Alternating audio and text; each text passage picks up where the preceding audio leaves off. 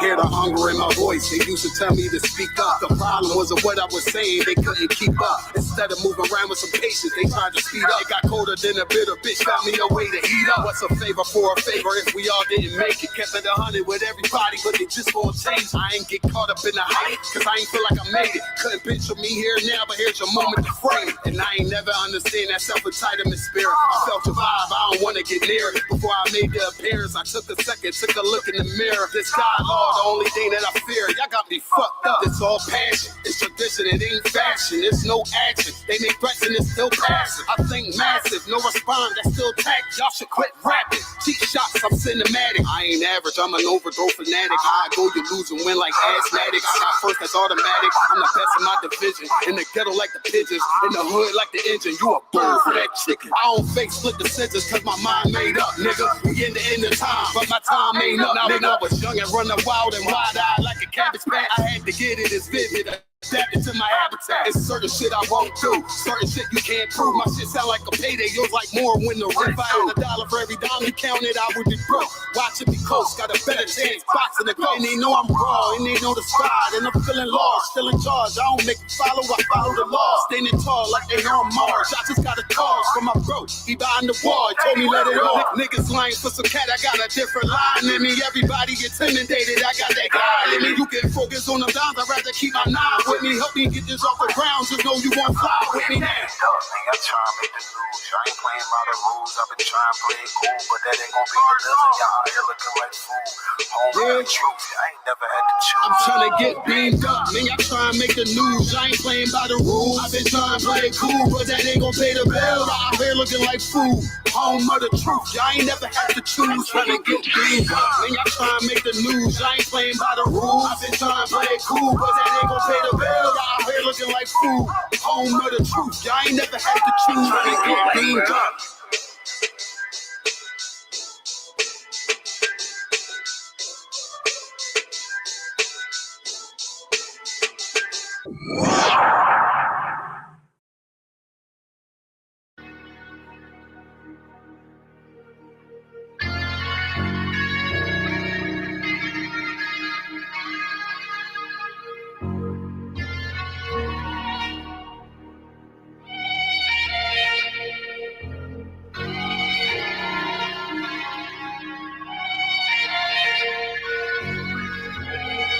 Seen heaven turn to hell, I gotta stay alive. Lord have mercy on my soul, stand by my side. I killed the old man and I watched him die. Lost a couple niggas, guess he wasn't my round. They play my niggas, lay you down, they all down the ride. Keep my gun in my arm, I gotta stay alive. I gotta stay alive. Keep my gun in my arm, I gotta stay alive. Tell me we don't live in hell. My brother doing 55 in that cell. Nigga claiming he your round, he'll spin shell. Same nigga you put on to hit the standing tail. How the fuck you turn your back on a nigga that love you? Treat your kids like my kids, treat you like a brother. I told my dog, let's leave the streets to serve the most high. He said, fuck that shit, he trying to sell another pot. His daddy killed him, put him in the trunk, set him on fire. His wife was pregnant, he ain't never get to see his child. Had me thinking to myself, what happened if I die? Look my babies in the eyes, I gotta stay alive. I put my ego on the shelf and my pride to the side. I'm with some niggas who gon' step and got God on their side. Got in the ISUPK, they keep asking me why. As I do the work of the Lord, I gotta stay alive. Face the east, pray alive. I seen heaven turn to hell, I gotta stay alive. Lord have mercy on my soul, stand by my side. I killed the old man and I watched him die. Lost a couple niggas, guess he wasn't my round. They play my niggas, lay you down, they all down the ride. Keep my gun in my arm, I gotta stay alive. I gotta stay alive. Keep my gun in my arm, I gotta stay alive. You ever pump a pack with a snake by your side? Yes, I did. A man reach out to God before he died? Yes, I did. I know the Lord forgive us for these sins, but I'm starting to think the kingdom of heaven is for these kids. I told my daughter, one man in your bed, I won't stand for less. For my son, I hit your head on that fragile legs. I lost some niggas to that dope, I lost niggas to the feds. Remember Jono tried to stick me for that cheese on that bread, Yeah. I was thugging with Lucky, and that nigga left me for dead. Been doing to the end, cause I listened to what was said. Mother told me she loved me when she was sick up in the bed. I was running them streets, but the truth made me a man. Shit, I don't really speak, cause she'll never understand. That's why I ain't even tell her about these voices in my head. I'm still trying to manage my anger like Uncle Craig. I seen heaven turn to hell, I gotta stay alive. Lord have mercy on my soul, stand by my side. I killed the old man and I watched him die. Lost a couple niggas, guess he wasn't my round. They play my niggas, lay you down, they all down to ride. Keep my gun in my arm, I gotta stay alive. I gotta stay alive. Keep my gun in my arm, I gotta stay alive.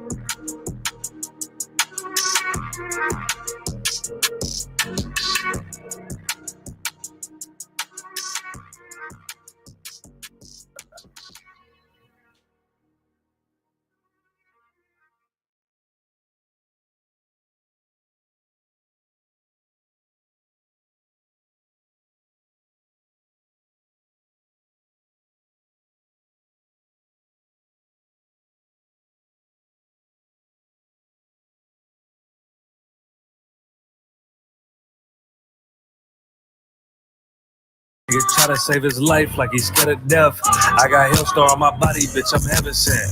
Hey, this UPK ain't nothing, we on fellowship. Been in this shit for some years, I ain't never left. Nigga try to save his life like he's scared of death. I got Hellstar on my body, bitch, I'm heaven sent. Hey, this UPK ain't nothing, we on fellowship. Florida Lee on my top, this a Saints hat. This a third can't be been in, he a J-Cat. Nigga tryna steal the sauce, yeah, I hate that. But I ain't make the rules, I can't change that. New bottle, new wine, yeah, I can't crack. Look, flag on the play, they grabbing face masks. Niggas always saving hoes where your cape at. The only killer that you know without no face tag. Hell yeah, my bitch bad, Proverbs 31. Yeah, this is not a drill, I be 30'd up. Yeah, he about to crack the sky, you better hurry up. It's all bad when you see us hang that jersey up. It's mad brick, I got the blick with my cover on. He a fed, he a op, got his cover blown. Look, I'm really outside without no skilly on. It's one West, bitch, I'm on with my brothers on. He got ranked, then he left, he broke another oath. I got the plate, we about to take another zone. They was sleeping on the team, now they comatose. Left his brother out to dry, I guess he wanna fall. Put the oil on his head, that's another soul. I try to tell him we a pro, don't do this shit at home. She unhappy, left her man, she a 304. He try to justify that shit, he broke the penal code. Been in this shit for some years, I ain't never left. Nigga try to save his life like he's scared of death. I got Hellstar on my body, bitch, I'm heaven sent. Hey, this UPK ain't nothing, we on fellowship. Been in this shit for some years, I ain't never left. Nigga try to save his life like he's scared of death. I got Hellstar on my body, bitch, I'm heaven sent. Hey, this UPK ain't nothing, we on fellowship. Gotta watch these niggas, they be COINTEL. Lil' bro ain't never killed nobody, but I know he will. It's on me, yeah, where I go, yeah, that's the holy seal. My niggas itching when it's up, you better not touch a chair. Ooh, I'm with the extra, that's off the back. He ain't loyal to his brothers, how you follow that? She either working with her hands or she off her bag. Broke bitches, yeah, they done that give me a heart attack. You see the banner above my head, I'm a part of that. These niggas cowards, pussies, we don't want no parts in that. They let our warrior out of prison, he ain't going back. And don't be speaking on the truth, cause we with all of that. Look, before they started dissing, there was fans first. You will never catch me digging in no man purse. Really put my brick in, that's why my hands hurt. And don't be speaking bullshit, that make my head hurt. Look, I done burn my fingers from the Michael Drake. For the brotherhood, I done threw my life away. I never see him, tell them come out from their hiding place. We can't do it, we told them we gon' find a way. They'd rather march 1,000 deep, we rather feed the people. They wouldn't put on all black, now he reading Hebrew.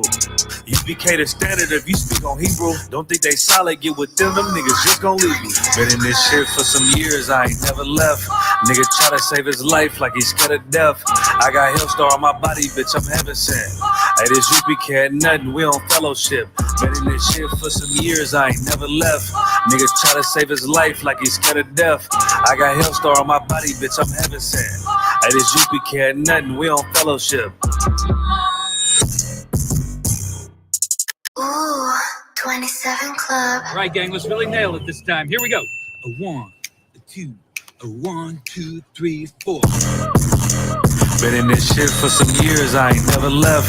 Nigga try to save his life like he's scared of death. I got Hellstar on my body, bitch, I'm heaven sent. Hey, this UPK nothing, we on fellowship. Been in this shit for some years, I ain't never left. Nigga try to save his life like he's scared of death. I got Hellstar on my body, bitch, I'm heaven sent. Hey, this UPK nothing, we on fellowship. Florida Lee on my top, this a Saints hat. This the third Kempy been in here, J-Cat. Nigga tryna steal the sauce, yeah, I hate that. But I ain't make the rules, I can't change that.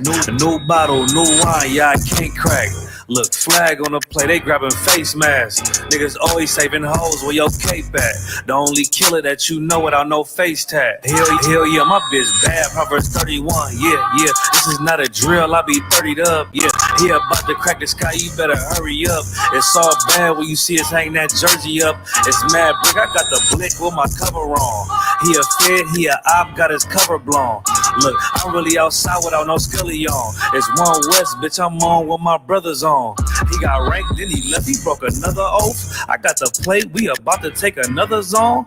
They was sleeping on the team, now they comatose. Left his brother out to dry, I guess he wanna fold. Put the oil on his head, that's another soul. I try to tell him we a pro, don't do this shit at home. She unhappy, left her man, she a 304. He try to justify that shit, he broke the penal code. Been in this shit for some years, I ain't never left.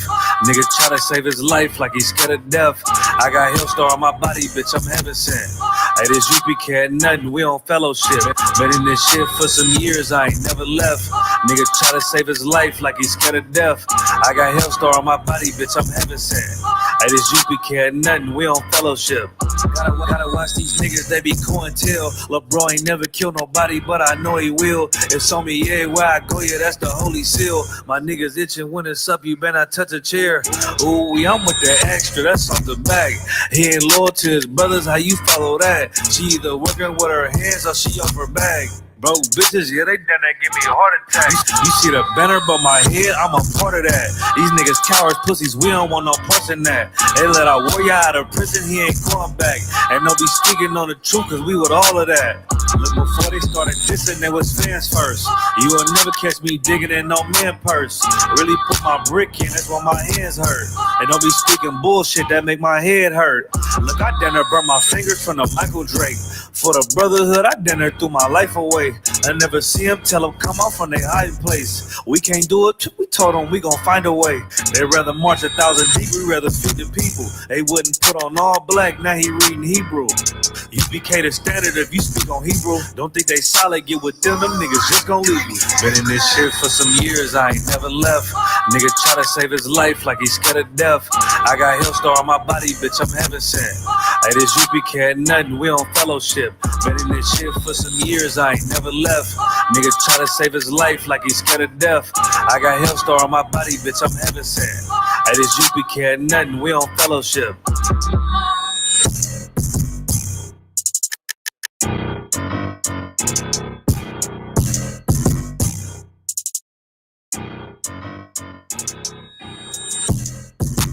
Hey, they might be outside. All right, don't unmute me yet. Don't unmute me.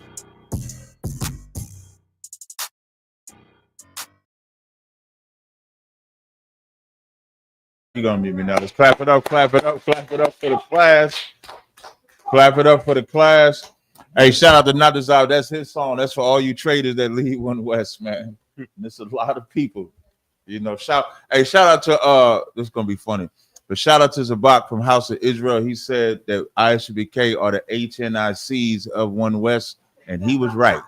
I just want that. Make sure y'all clip it, send it to that nigga. That's my boy. Like I mess with him like that, but he said on my page, ISUPK are the HNICs of One West. Y'all know what HNIC stand for?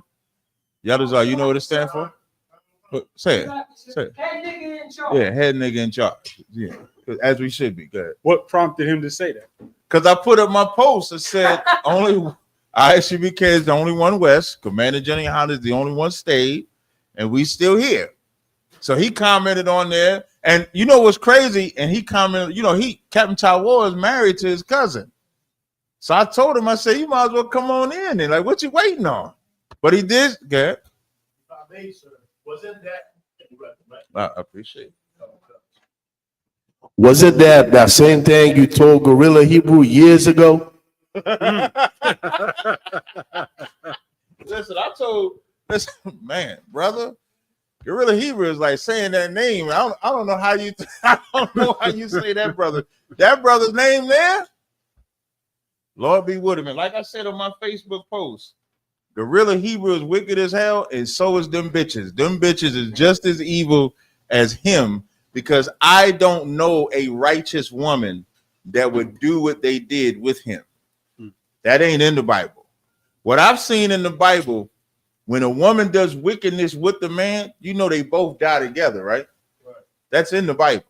It's it. The only thing, like, you know, ain't none of them women Abigail.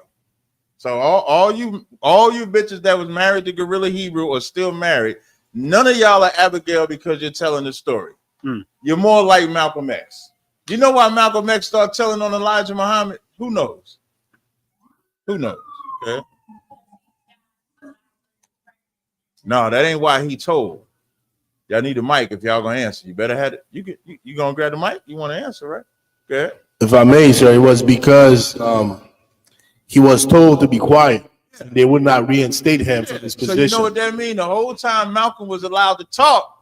Oh, you sleeping with them underage girls? That's cool. I'm gonna be over here doing my thing, promoting. And then they told Malcolm, you can't talk. Now they talking. So when you see all these women coming out the woodworks, these bitches is not innocent. They just, because if you want to be right, it ain't never about being right with yourself. That's selfish. It ain't even about, well, I just wanted to help him. That's even worse. You're not helping him. You're hurting him. And all it takes is a fallout, betrayal. They ain't getting no money. Maybe he won't let you plug him anymore. Who knows? Ain't no telling what type of freakiness was going on in there. But when it was all good, it was all good. And clearly, he trusted the hell out of these bitches. He trusted these bitches so much, he texted. He texted.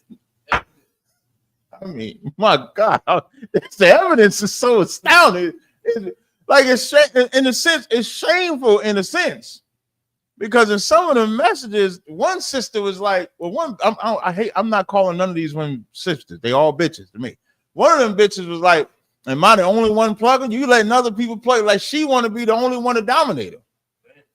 And then he said something like, nah, I only let one like put the finger in my butt. Something. I mean, God, it's shameful, man. It's shameful. But I'm here to, as General Hyman would always say, I'm here to answer all your questions, solve all your problems today, and we can solve that problem.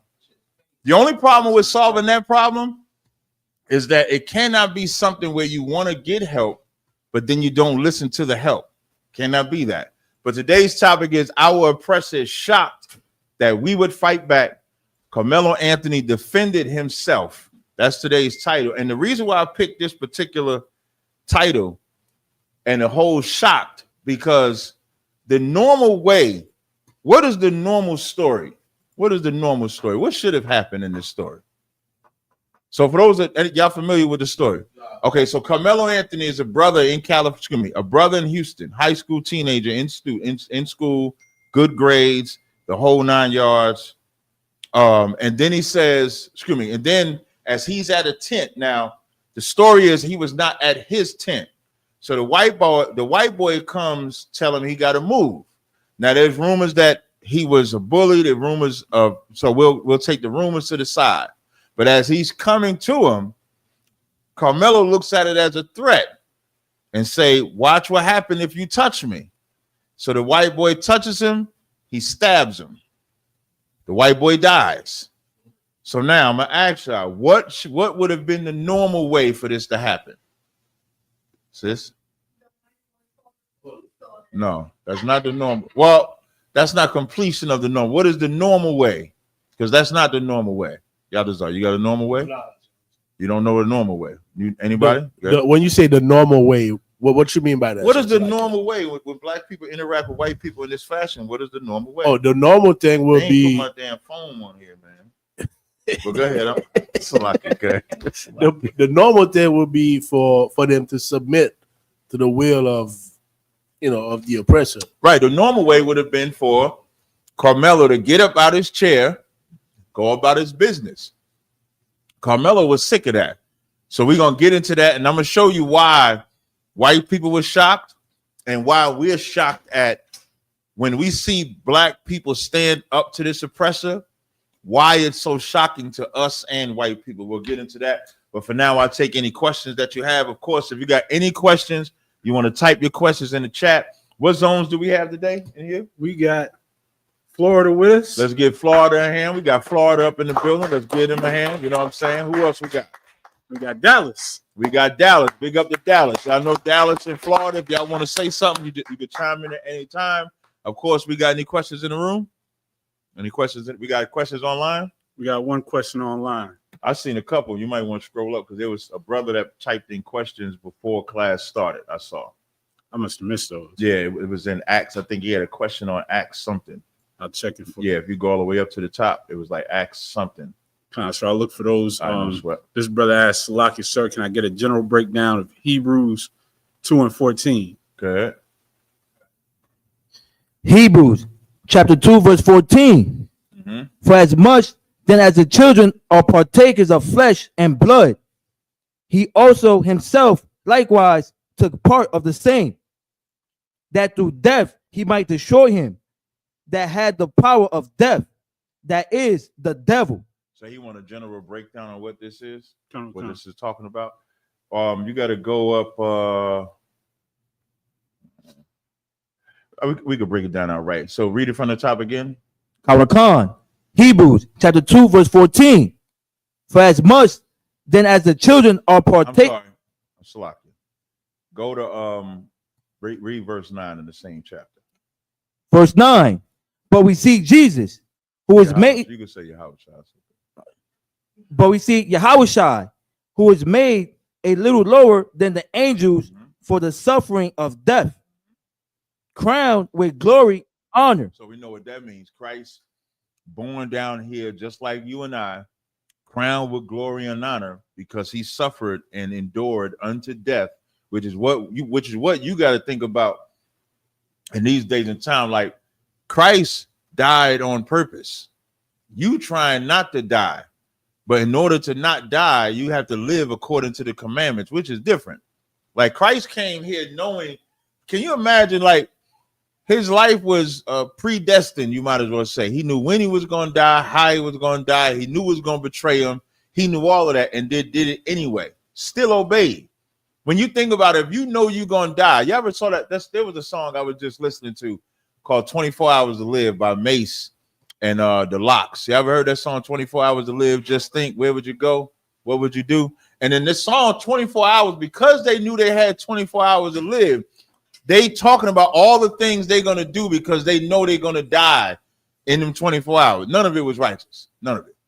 They about to bang a broad. They about to blow the church up. They about to blow the police station up. All of that. Christ, knowing that he was about to die, still did what God said and was obedient to death. Whereas you that are living don't know when you're going to die, should be more obedient because you don't know. So now this is talking about Christ made a little lower than the angels for the suffering of death. Keep going.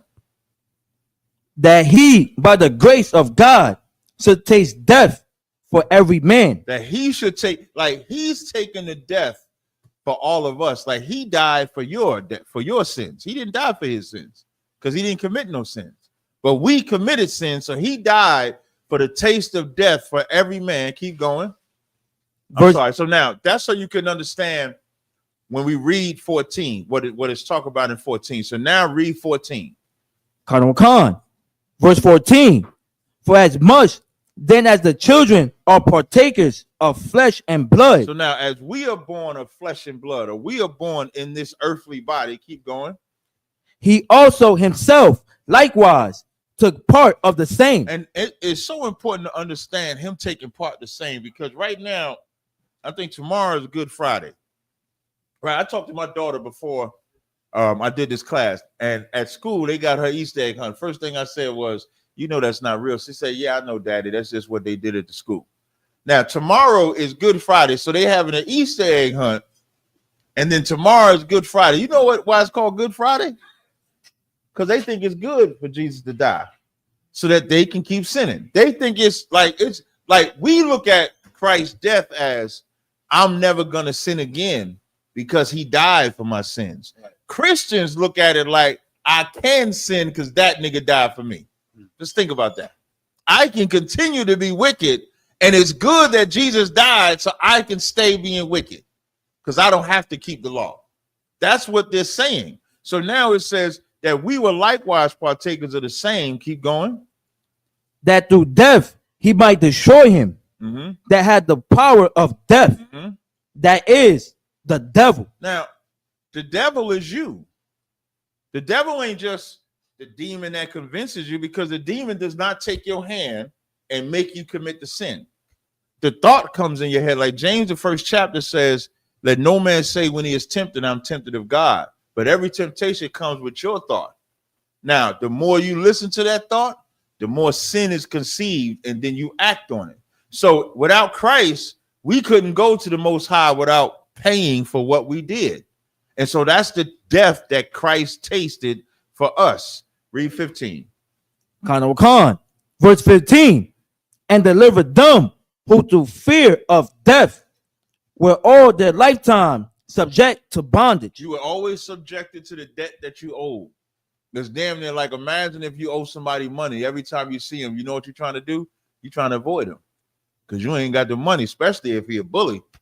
You ever see that movie, was it Bronx Tale? I think it was Bronx Tale, where the cat owed him money, and every time he seen him, he said, oh, I got to go see my mother. I got to go to my mother. Yeah, I'm like, y'all probably got a little old. Y'all all look like, you know, I'm glad it's my wallet. I'm glad somebody know the movie I'm talking about. But in the movie Bronx Tale, he owed him money, and he always ran from him. And that's us. As we owe that debt to the Lord, you're running from him. And you know where you run? Because you still want to be spiritual, you run into the Christian church, you run into the Muslim mosque, you run anywhere where you can appear spiritual, but you don't have to pay a debt. That's exactly what you do. You got to go somewhere where the debt could be lowered and you ain't got to pay. So keep going. I'm sorry. So we were in that lifetime of bondage until Christ came, and then Christ wiped the slate clean. Like, you know, when you file bankruptcy, all your debts are paid. So now Christ filed for us, if I was to say it like that. Now all debts are paid, but you can't go back in debt. So you can't now be a sinner. Like, people got mad at me when I say I'm not a sinner. It's in the Bible though. And if y'all need the verse in the Bible as to, and I'll show you. Matter of fact, read the next. I think we good. Y'all don't need 16 and 17, do y'all? If y'all need it, y'all let me know. All right. Now do this for me. Go to 1 John 1 and 10. Go now, 1 John 1 and 8. Ask somebody ask me this because they got mad at me when I said I'm not a sinner. They got mad at me. 1 John chapter 1 verse 8. If we say that we have no sin, we deceive ourselves, and the truth is not in us. Now, I just said I'm not a sinner. So the truth not in me. Now I want you to hold this verse, stay right in 1 John, and go to 1 John 3 and 9.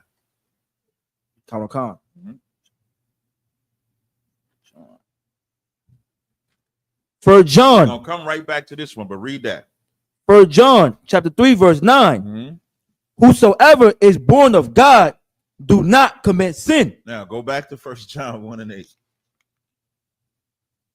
1 John chapter 1 verse 8.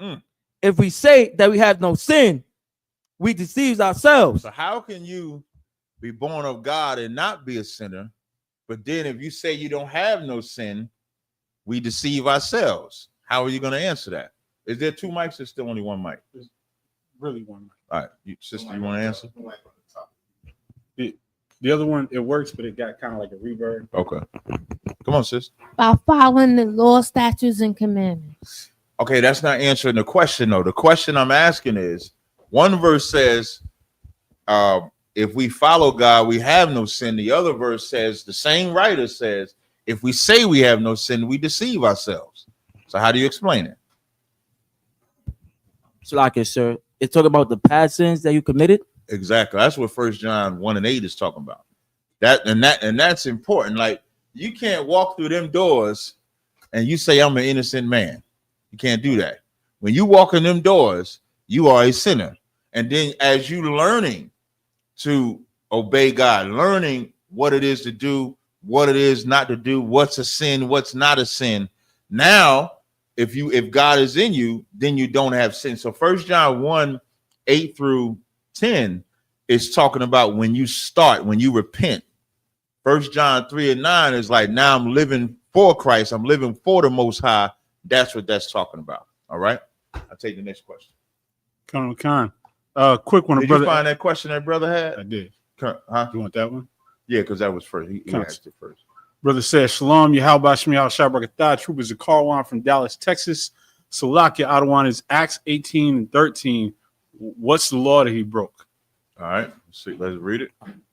Acts chapter 18, verse 13, saying, this fellow persuaded man to worship God contrary to the law. Let me see. Go up. So what this is talking about, when you read the story, I'm trying to see where I can start you at. Go to Acts 18:1. Acts chapter 18, verse 1. After these things, Paul departed from Athens and came to Corinth. So now, this is right after Paul gets the order from Christ to go and teach Christ. Because remember, Paul at one time was persecuting Christians. I'm saying that word because that's the word that's in the Bible, Acts 11:18. If you as followers of Christ, they derogate, and it was like if we say nigga today, that's what Christian was back then, right? So as Paul is persecuting followers of Christ, Christ meets Paul. Now Paul is teaching to follow Christ. That's important. So now go to verse. He wanted Acts 18:13. Read Acts 18:11. Khan, verse 11.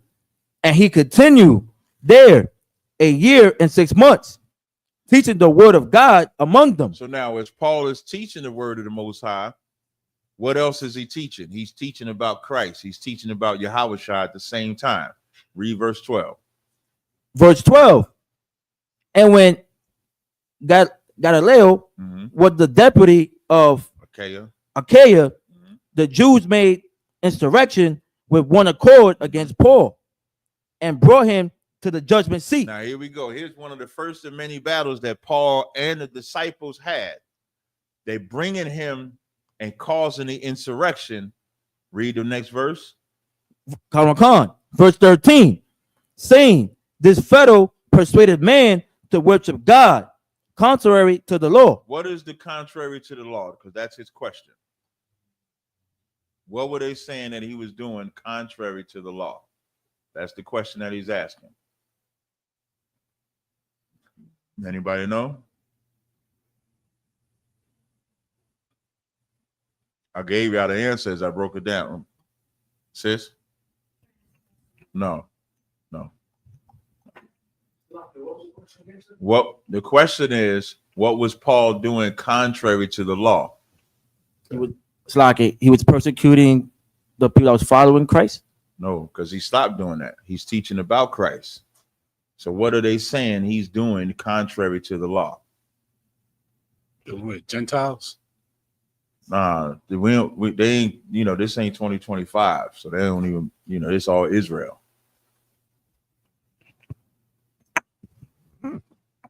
Were they accusing him of violating the laws of Moses? By teaching about Christ. That's what they were saying. What they was charging him with, they took him to court.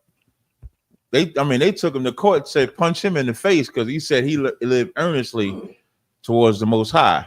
So because what they said was breaking the law was teaching about Christ. When you go further, you'll see that he was taken to court. I don't know if it was in Acts 19. I'll tell you the chapter. Give me 1 second. I'll give you the chapter where they actually took him to court. God damn. Hold on. Bear me 1 second, y'all. And Acts the 23rd chapter is when they actually take him to court for that. because they was falsely accused him. So to answer the brother's question, he wasn't breaking no law, but teaching about Christ was against the law to the Jews, to answer his question. All right, I'll take the next question. Sir. Quick one, the brother asks, Shalom, Cap. I know it's lawful to warm or cook food on the Sabbath. Are we allowed to go to restaurants to patronize it on the Sabbath? Is he in the school? His name is just Horace Grant. No, he's y'all don't know who that is? No. I know who the actual Horace Grant. The actual Horace Grant. That's the actual one. No, you should try. What you should do on the Sabbath is you should not go to the restaurant if you're a civilian. That's the best I could tell you. No, if you can avoid going to the restaurant, don't go to the restaurant. All right. Now, for us, as we are at the camp, it may be something unavoidable for us. We don't have those problems. All right. Yeah. What about a day when we don't have camp? Are you a civilian? No. Shalom. No. Brother asks, Salaki, sir, if I may, is Jeremiah 51 and 20 through 23 a future prophecy, or has it happened already?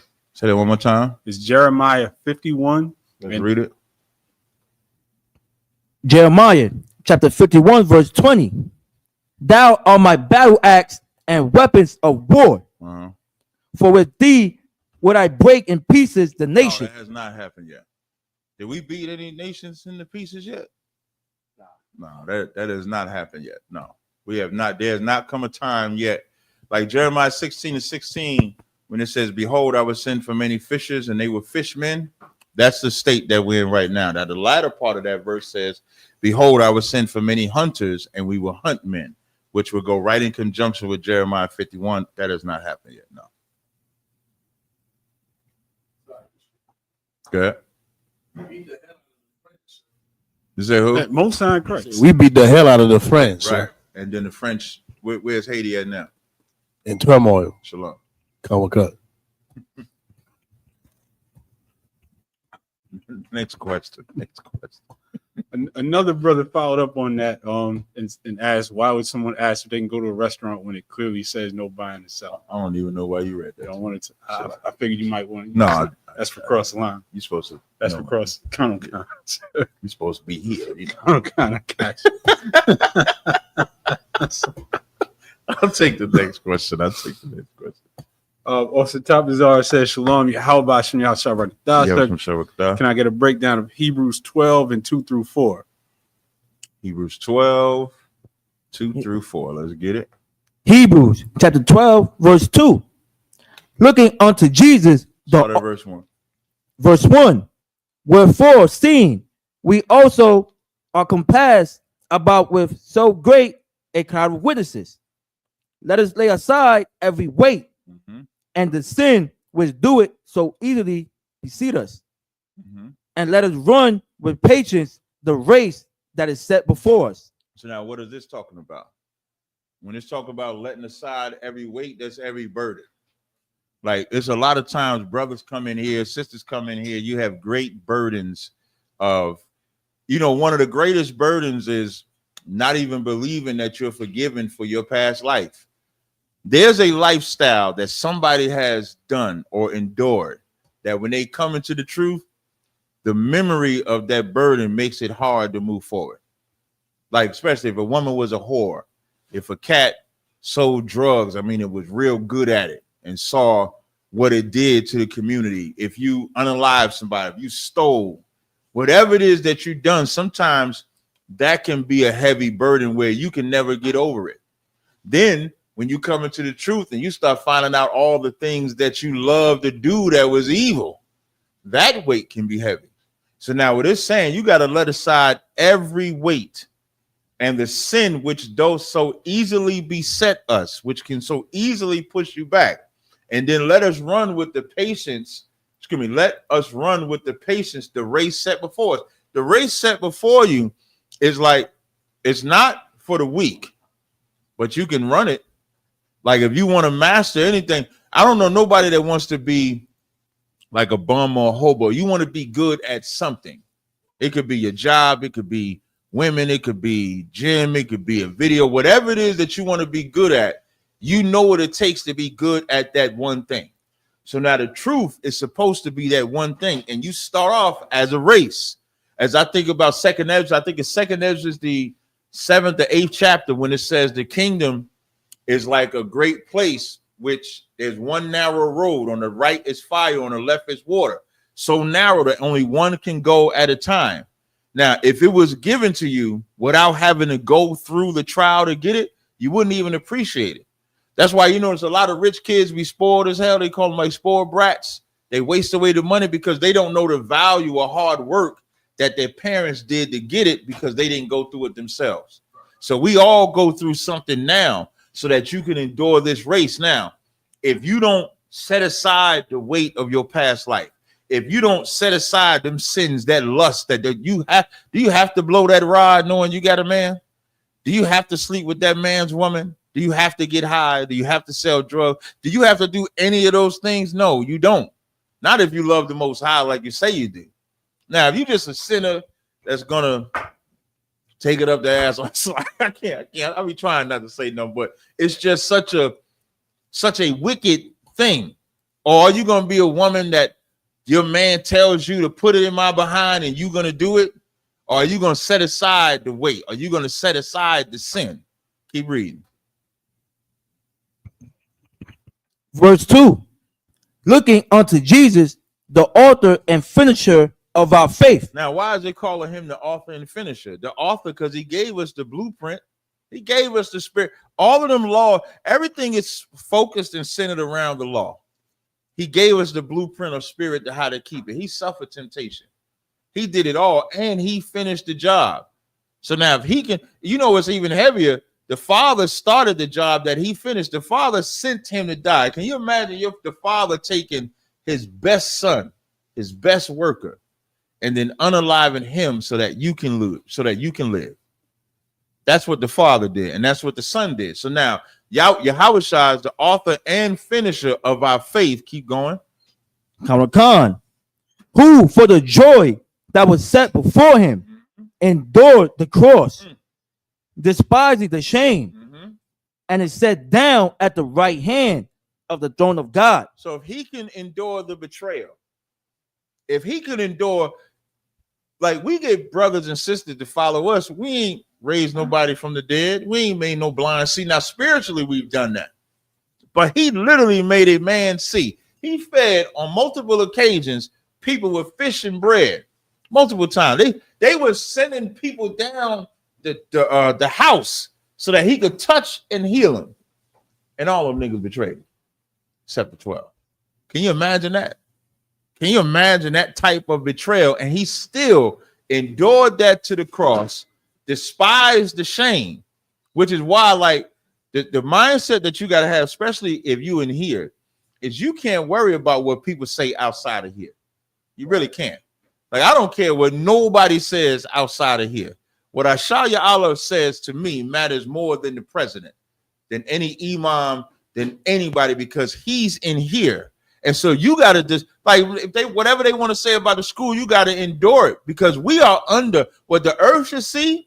Like Sakari, for example, if Sakari wanted to be right and have a contrite spirit, they would all get in all black in every zone that they in and get into this school so they can be raised right. That's the only way Sakari has a broken spirit and contrite heart. The more that Sakari fights for Gorilla to have that seat, fight to forgive that brother, instead of getting all black and getting in here, it's just going to get worse and worse and worse. Now, that's from the Lord. That ain't from me. And you ain't got to believe me. Just watch. And that's to all you. Y'all can clip that too. Tell them Sakari cats, get in all black, because until you do, you just fulfilling your lust. Because what you should understand, like that Ariella cat, he got a really feminine spirit on. You want me to prove it? His friend in the world was a gay man that he was pledging with, that he left the feast day to go hang with his gay friend, lived with this gay friend. And then the man that he picked as his leader, also gay. Let that sizzle in your spirit. Keep going. Khan, verse 3. For consider him that endured such contradiction of sinners against himself, lest ye be worried and faint in your minds. Keep now read that part again, because this is I'm assuming in 3 and 4 is where he has the question at. Khan, for consider him that endured such contradiction of sinners against himself. What does that part mean? For consider him that endured such contradictions of sinners against himself, lest ye be weary and faint in your minds. What does that part mean? It's very, very easy. Very, very easy. It's very, very easy. I'm gonna read. You want me to read it one more time? Well, let's read it. We're gonna read it step by step. Khan, verse 3. For consider him that endured such contradiction of sinners against himself. What does that part mean? Just that part. Y'all just are.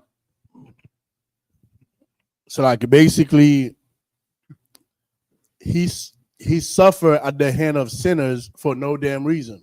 It wasn't like he did something wrong. What did he suffer? He suffered them calling him evil. They say, right. Give me more. Calling him evil and saying that he works for Satan. There you go. Now you want it. That's the contradiction. And y'all should understand that when we say God don't love everybody, they say we're a contradiction. When we say Joseph is the father, we're the contradiction. Now remember, this is off the back end of him enduring the cross, despising the shame. Now consider him that endures such contradiction of sinners against himself. Now, if he's going through that, read after himself. Khan, lest ye be worried and weary, and faint in your mind. So what he's saying is, if Yahushua can endure the greatest contradiction, and he getting contradiction from sinners, and he's not a sinner, you should not be wearied or faint in your minds. And you cannot, you can't be weary when your mama's saying, how long you going to be in that? When your rib is saying, how long you going to camp? For you Hebrew Academy graduates, how many Sundays y'all had to give up? I'm pretty sure your rib was mad as hell. You got to travel down. You got a minute. Are you going to be an instructor again?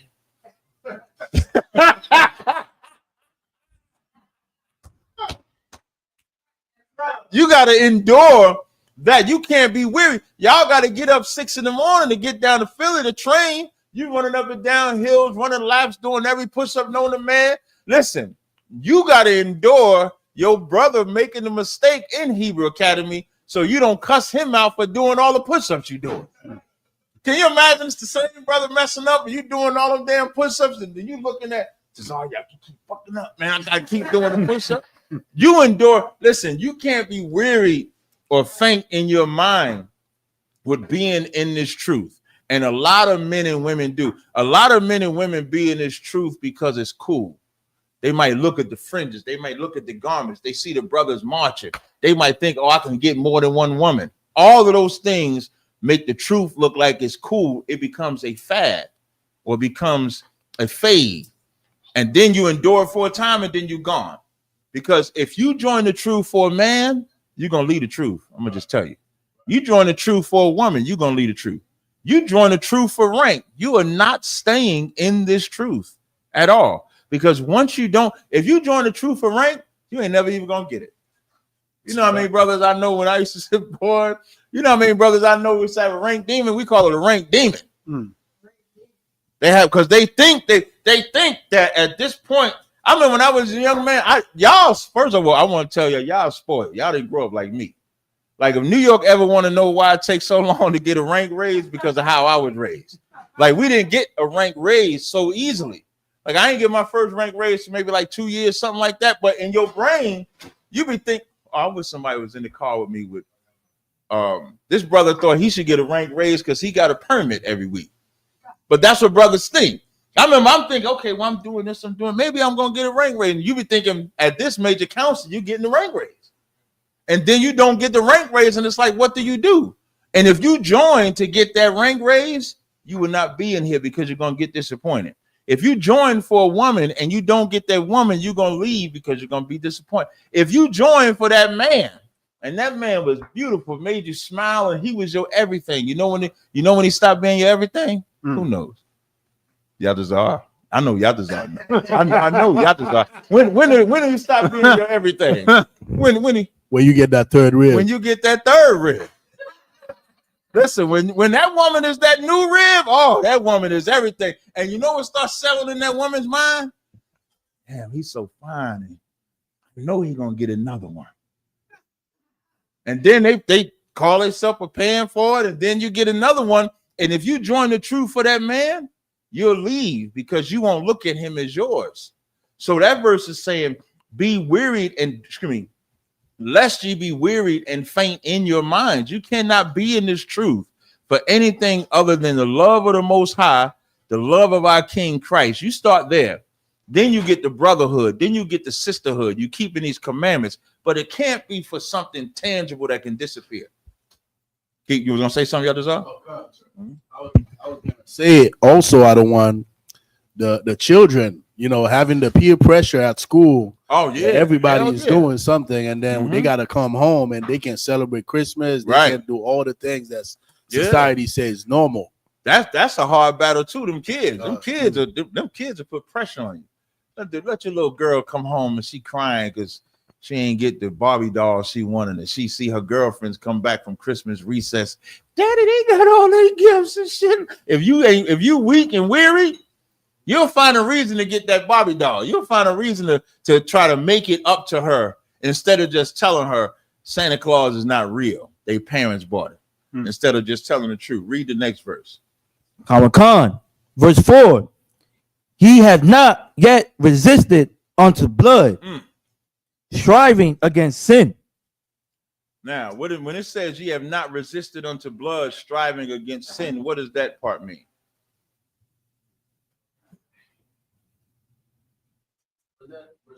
Verse 4, yep.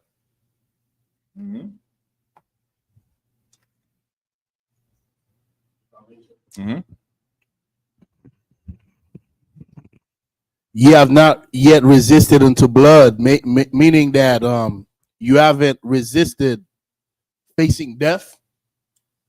A little different. When it's saying, now remember, everything is about you. You see Christ, he endured to the end, despised the shame, sat down, so he didn't sin, right? Then the next verse is saying, considering that he endured the contradictions, lest ye be wearied and faint in your minds. Then when it says, ye have not resisted unto blood, striving against sin. What does that part mean? Read verse 5. Now he didn't ask about 5. 5 may help y'all. Read verse 5. Khan, verse 5. And ye have forgotten the exhortation which speaketh unto you as unto children. My son, despise not thou the chastening of the Lord, nor faint when thou art rebuked of him. So now, how do you get chastened by the Lord? Very easy answer. How do you get chastened or rebuked by the Lord? Sis, that's not good enough. How do you get chastened? What causes, maybe I'll word it better. What causes you to get chastened or rebuked by the Lord? But what causes it? Only one thing causes it. Sinning. So when it says ye have not resisted unto blood, meaning you ain't remembered the punishment of blood. When it says striving against sin, you have forgotten. You have not resisted, meaning you ain't forgetting that if you do break this commandment, what's coming with that? The chastening of the Lord, right? The rebuke of the Lord, right? So if you get weary, if you get faint, ye have not resisted unto blood, striving against sin, you lost against sin. That's why verse 5 says, and ye have forgotten the exhortation which speaketh unto you as unto children. My son, despise not the chastening of the Lord. What comes with striving against sin, or what comes with sin? Chastening from the Most High. All right. Does everybody understand? If you don't, just let me know. Okay. All right. Let's try to take the next question. Colonel Khan, Baltimore has a question. There's something you was mentioning not too long ago. Something that happened recently in the Levi community. Mm-hmm. There's this sister, Christian, young sister. She just graduated school and went into journalism. Mm-hmm. And she's she got engaged with this brother in the same church. Mm-hmm. Now she told him that we're not gonna have sex until we marry.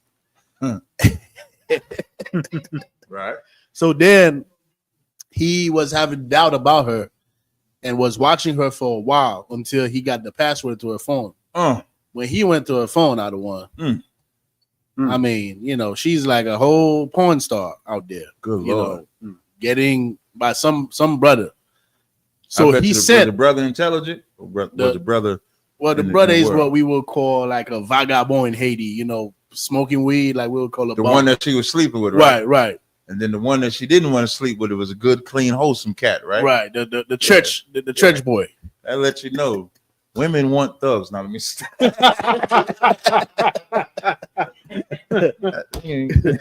why UPK attracted, because we the real niggas, So what the brother did is so wait, before you do that, all these prissy ass women always get done just like that. Brothers, you gotta have a greater discernment, man. That woman talk about she ain't. Okay, finish with the story. Let me get the point of your story. Because so the brother, he sent the videos that was on her phone. He sent the video to her people. To her people's like close people to show that it's over. The engagement is over. This is what she's out there doing, while she's telling him that no sex until they actually get married. That's rough. And they was actually engaged. So somebody end up putting it on social media. So it's a big thing because this church girl who's in journalism, right? Because she's a public figure. Now she's 10 times more famous. Hoes. Yeah, they all hoes. Right. Than she was already. Now everybody in the church is telling her, courage, don't stone her. Don't stone her. Right. They using the passage where Christ said, Christ said, who is without sin, cast the first stone. Right. So they're using that passage, but nobody is addressing the brother. They all, encouraging her to stay strong. This ain't is not nobody over. Comfort the brother for trusting his hoe. And nobody like saying something as far as the brother was engaged with this woman. So I am going to address it, but I wanted to tell you and see, what you gonna address it with? What you gonna say? Well, that the Christian church, produce these type of women. The Christian church is a place where you go, like General Muhammad will say, where dirty people go to feel clean, but they're actually not clean. They full of leaven. They full of hypocrisy. Now, what you think she was doing before she got married? Before she got engaged? Yeah, no, before she got married, she was already engaged, right? She's engaged with the brother. Engaged with the brother, right? She having sex with her. What was she doing? She was having sex. Why was she having sex? Because she's a whore. It's true, but why was she having sex? Because she has desires. Now remember, she don't want to have sex with him until she's married. Now, what is marriage? Now, is it the same thing with Levi as it is with America? Like a piece of paper? Right. So now what does that paper mean to them? To her, that paper will mean the actual marriage. Yeah, see, now, because when you attack the Christian church, you want to show them that paper means nothing. Right. The paper is what promotes whoredom. That marriage certificate makes everybody be a whore. Every single person. There's nobody on the planet outside of here that's not a whore out there that believes that unless I have that paper, I'm not married. That's what they all believe. So you got to attack that paper means nothing, because had she been brought up right, you know what she would know? She would know that man, that's the drug addict, that's her husband. Now, would she have married him? Probably not. No, because she can't bring him to the family. She can't bring him home, but she can hide him. She can sneaky link him, because she's taught that when she gets this paper, then men are taught, and this is a sad thing because women are not normally taught this, but men are taught. I know my daddy says, sow your oats before you get married. You ever heard that term, sow your oats? Sowing your oats is like get it all out the way, because once you get married, you can't do that no more. That's the lie that we're taught. And that's what she was taught. She's brought up that, well, let me get all this because he might, and the questions that we have, women have, he might not be good. Let me go ahead and get this out the way. And then I'm going to be clean and wholesome for my husband when I walk down the aisle. They look at that as being born again. For women, they born again when they walk down the aisle. So they do all their whole phasing then. So if you attack it, you got to attack that marriage certificate and you got to attack sex as marriage. We like that got to be put, like sex being marriage has to be pushed throughout the planet Earth. If people understood sex as marriage, Umar Johnson wouldn't go through what he went through. And neither would, what's the guy? Anthony Edwards. Neither would nobody would go through any of the sexual deviant problems that they go through if they were raised up that sex makes you marry. You know what they might do? They might start finding out about the woman or the man before they sleep with them.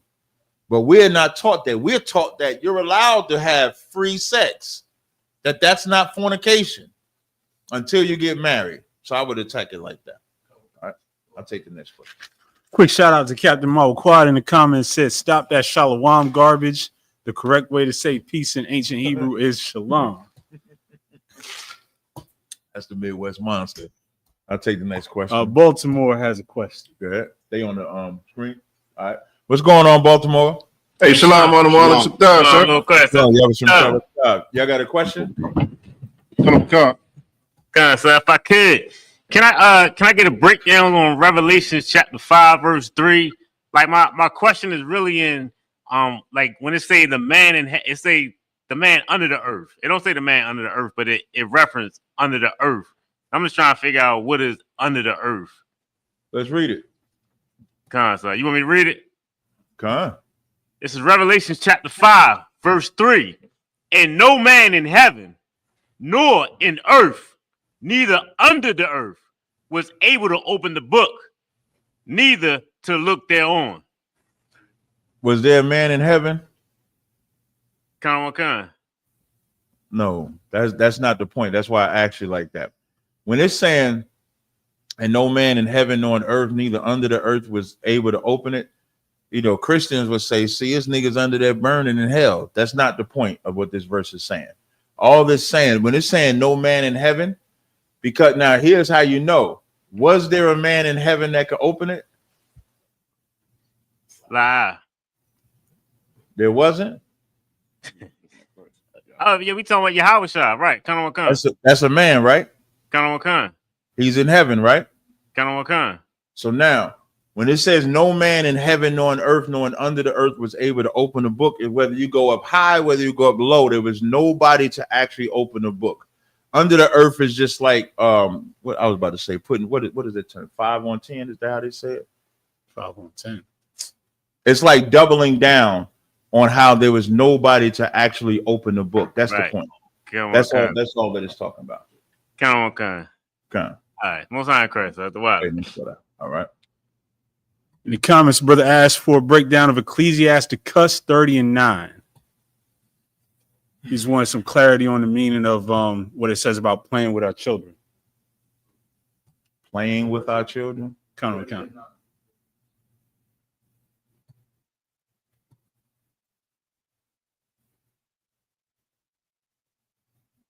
Ecclesiasticus chapter 30, verse 9. Conquer thy child. What does that mean? Conquer. I know y'all gotta look it up. Oh, you know what it means? Like to pamper, to coddle. It means what? Like to coddle the child. There you go. So now, to conquer the child means to pamper or spoil, right? So now, so instead of conquer, it says, spoil thy child, and he shall make thee afraid. What does that mean? Yadazar. Meaning, if you pamper a child and don't discipline them, that same child one day will be terrifying unto you. That's correct, because he'll never learn to. You want to say something, Con? So what I was going to say is that an undisciplined child becomes an undisciplined adult. Yes. So now when it says make thee afraid, You play with your kids too much, and they won't never listen to you. Women do this. You know what women turn their kids into? They turn them into their girlfriends. They turn them into their friends. If they got sons without a father, they turn them into their boyfriends. They have an Oedipus complex. So now they conversating with them like they in a relationship with them instead of having a parent-child relationship. And fathers got to do the same thing. But this, both of them are saying this, when it says conquer thy child and he shall make thee afraid, play with him, and he will bring thee to heaviness. It's talking about doing it too much. It's not talking about not having fun with them. Remember, the point of Ecclesiasticus is for wisdom. So wisdom says there's only so far I go with my kid. When I had knockers out of my car chronicles, I let him play a little bit. Then at some point, hey, sit in the back, put your seatbelt on. And he do it. Thank you. And then I say, thank you. So he can understand when it's discipline and when it's fun. When it's discipline and when you can go play. But now you got to stop playing. You have to do more. Read verse 10, same chapter. And go straight to 11. Verse 10. Laugh not with him, lest thou have soul with him, and lest thou gnash thy teeth in the end. Keep going. Give him no liberty in his youth. Why is it saying give him no liberty in his youth? You can't wait till you're a teenager. You ever hear that term? I'm gonna wait till he get older. He'll learn it when he get older. Listen, I had my son, I think at maybe 2 years old, I gave him my iPhone. He know how to go to YouTube. He can find the cartoon channel he want to watch, and he just doing this. He know when to stop, which one he want to watch. He learning all that. You know why? Because kids are smarter than you think. Kids are learning everything about a child. When that child can't talk till they're like 1.5 or whatever, all they could do is just look and observe. And just like they know how to reach out, they know how to eat, they know how to watch, they know how to do all of that. So when you see them do something that you know they should not do, and you laugh at it like it's funny, you're teaching them, hey, I should do that again because daddy laughed when I did it the first time. So he gonna laugh when I do it the second time. Now, when you say no, don't do that, then their brain is gonna say, if I do that, daddy is gonna say no. So you have to make sure in their youth that you are disciplining them so that they can be trained as they get older. All right. Take the next question. Kind of a quick one. The brother asks, Salakia, I don't want, if I may, can I get a breakdown of the meaning of Deuteronomy 23 and verse 8? No, usually it's 7. I'm surprised we got 8. Deuteronomy chapter 23, verse 8. Oh, well, you got to read 7. Verse 7. Thou shalt not abhor an Edomite, for he is thy brother. Thou shalt not abhor an Egyptian, because thou was a stranger in his land. Now read verse 8. So now we know we talk about Edomites and we talk about Egyptians. Verse 8. The children that are begotten of them shall enter into the congregation of the Lord in their third generation. So who can break that down? Remember, it said the children begotten of them shall enter. I'm listening. Did everybody get a piece of 11 bread? I did not. I thought y'all was hating for a second. You want it down there? Yep, I sure do. Don't hate on me. Don't tread on me, man. I'm just messing up.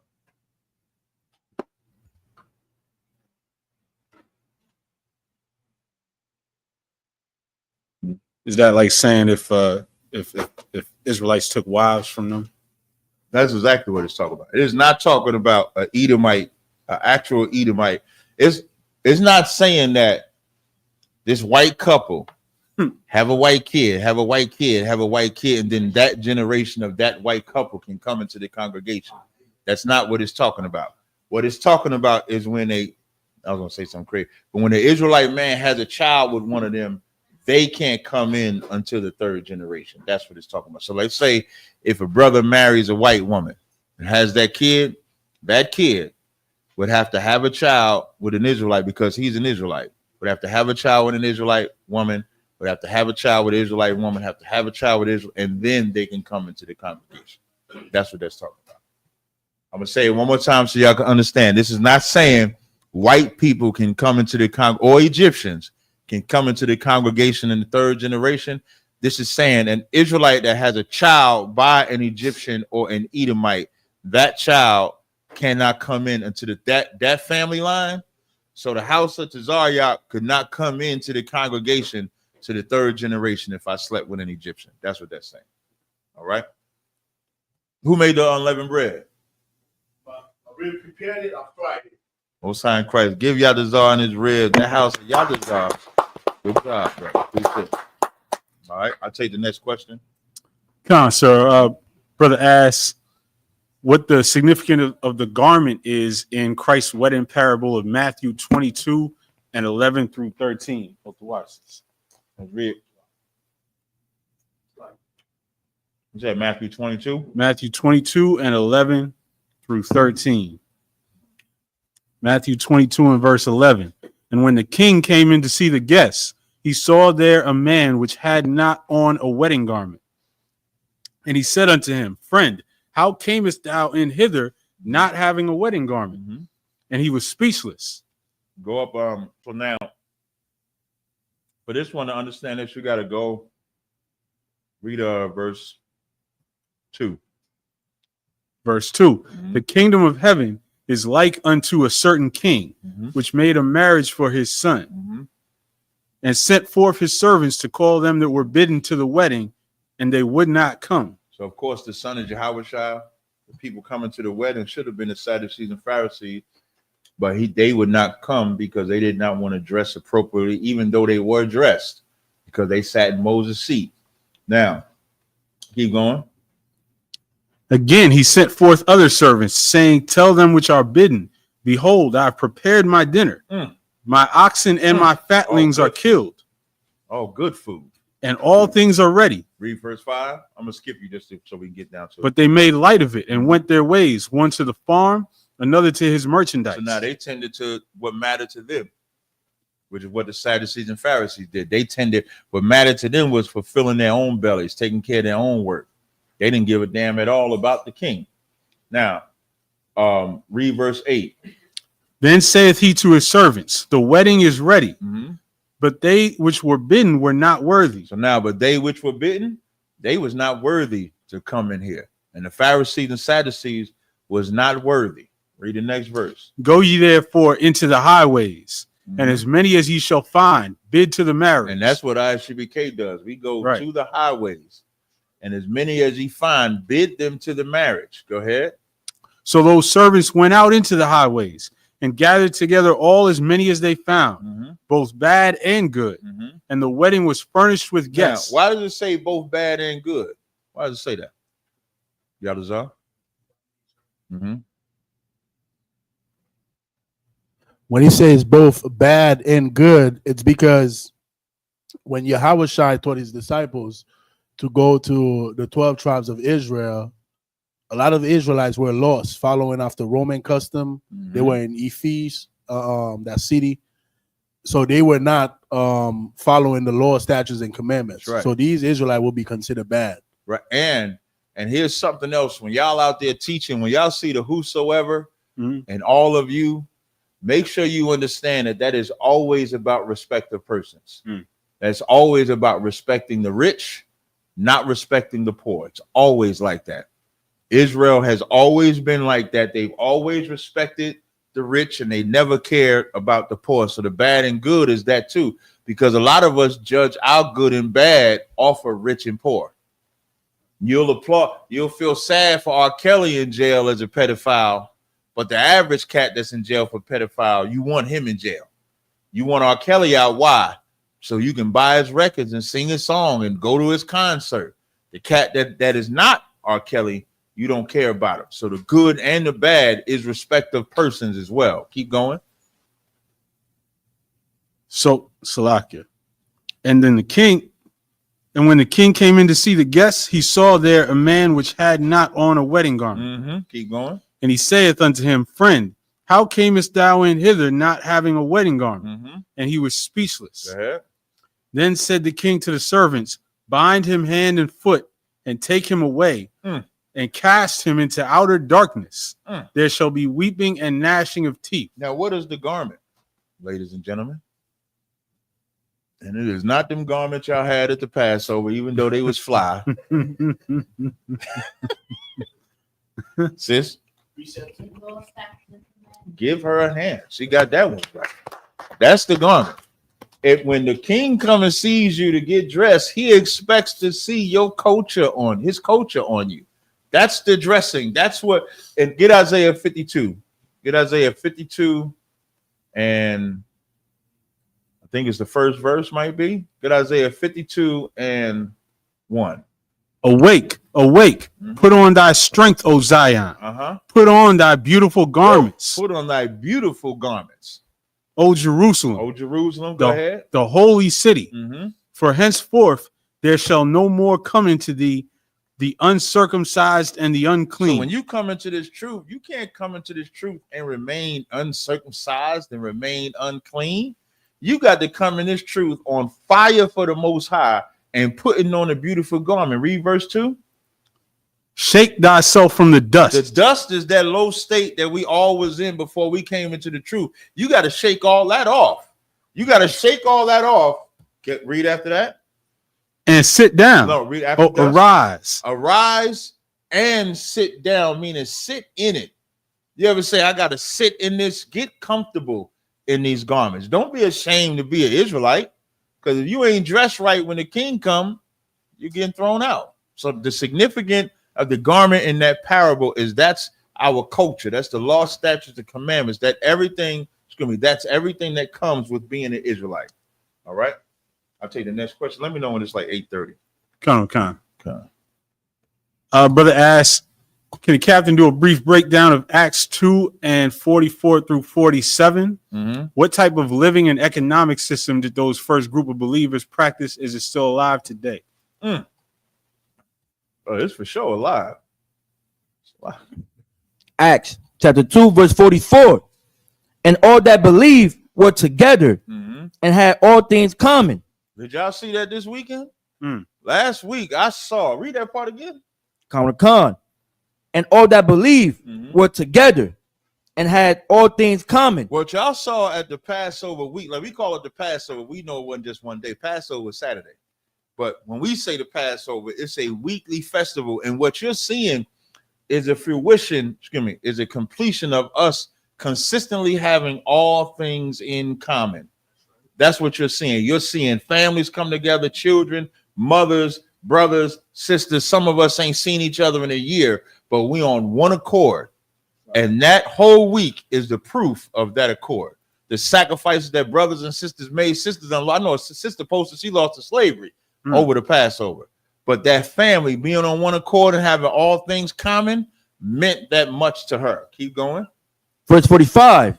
And sold their possessions and goods and parted them to all men as every man had need. Yeah, the way you do that today is you go to ISUPK.com. They got this link called Tithes and Donations, and you give it up. If you in a city like a New York City, you bring your food, your clothing, your items that we can distribute to whoever needs them. That goes everywhere. California, Chicago, Indianapolis, no matter where it is, your possessions, your goods, you give them to the men, and then we give them out as they need.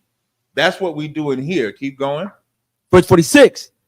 And they, continuing daily with one accord in the temple and breaking bread from house to house, they eat their meat with gladness and singleness of heart. And that's why nobody starves in here. You let a brother be hungry, he gonna get fed. You let a sister need something, she gonna get it. So to answer the brother's question, that's what they did back then, and that's what we have done in ISUPK since 1969. That's what Commander Jenny Hanna has laid down since. So if you want to see it in real time, you're gonna have to get up in here. All right. Take the next question. Khan. Brother asked Salakia Adawan, can I get a breakdown on Colossians 2 and 16, Baba Shah? Yeah.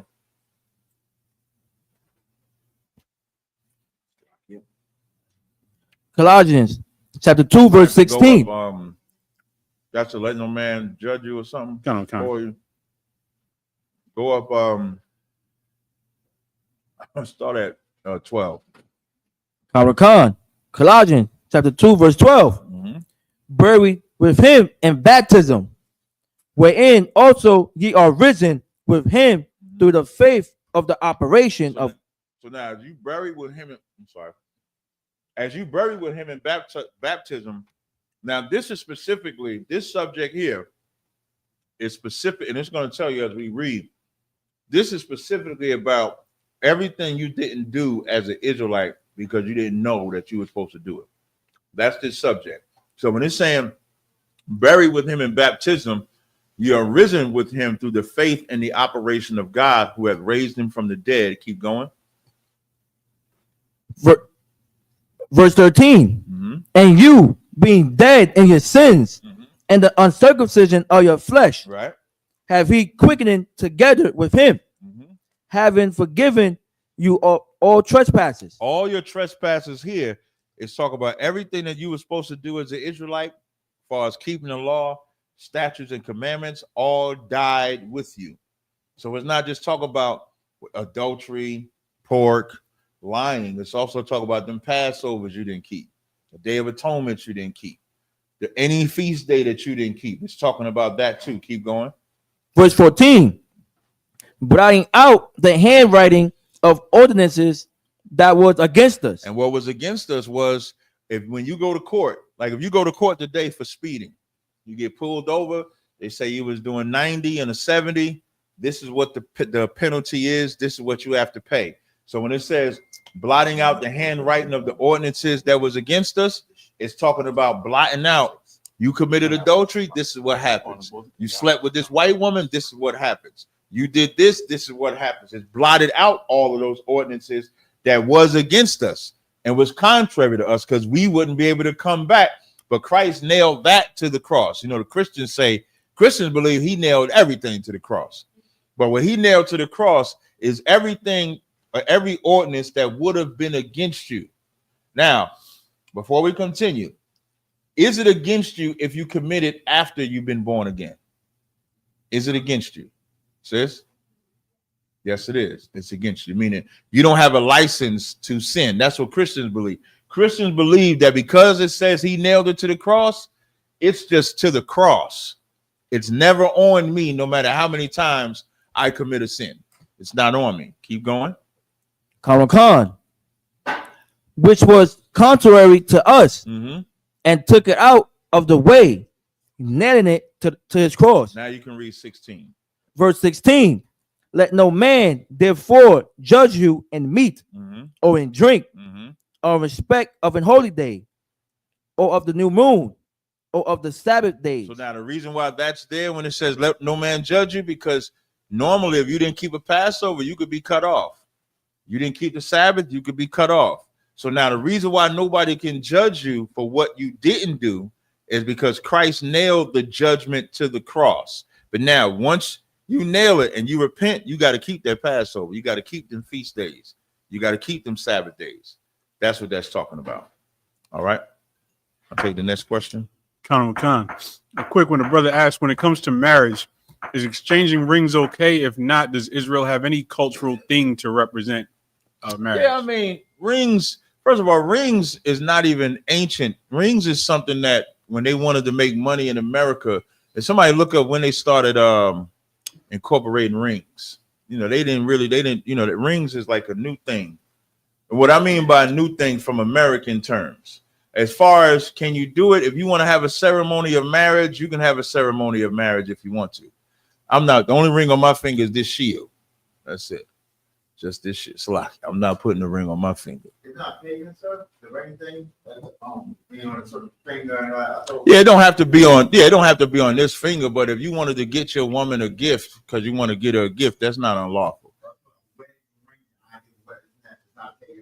You would have to look that up because it's just a ceremony. Like you can see, Jacob had a ceremony when he thought he was getting Rachel.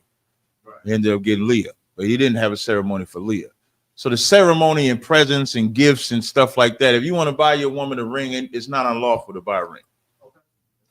So it's but sitting there and talk about with this ring I thee wed, that's what you talk about. That we wouldn't do. Yeah, we're not taking this off and saying with this ring I promise the ring ain't shit. That ain't what I'm talking about.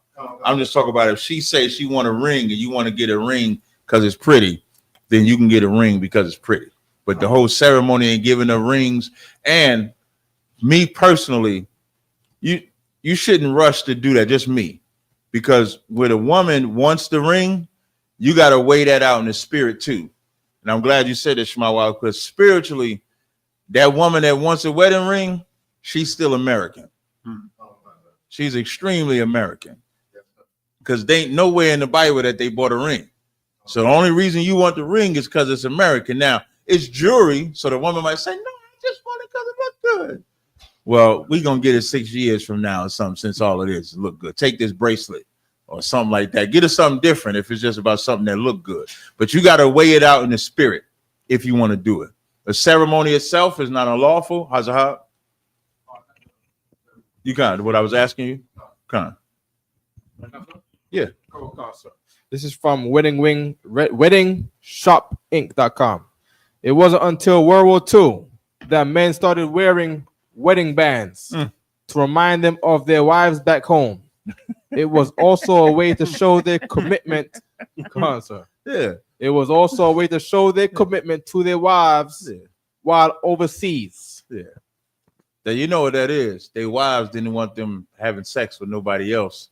And so, to this day, and here's the crazy part, what men do to convince the women that's going to sleep with them anyway? They either take the ring off, they twist it, or do something stupid, and then a simple ass broad sleeps with them anyway. So no, you don't have to get a ring. You got to weigh that out. It's almost like blonde hair, right? Well, I don't know if because blonde hair, that's some wicked shit. That's some crazy shit with the blonde hair. Okay, let me see. It's like anything that's not unlawful, but spiritually it could be American or it could be really Esau. You want to weigh that out in the spirit to see, am I doing this because I have not defeated this spirit here, or am I doing this just because I want to get a nice ring or something like that? All right. I'll take the next question. Khan. Brother asked about Ezekiel 16 and 36 through 41. Is that a prophecy of our current captivity? 16 and 36 through 41.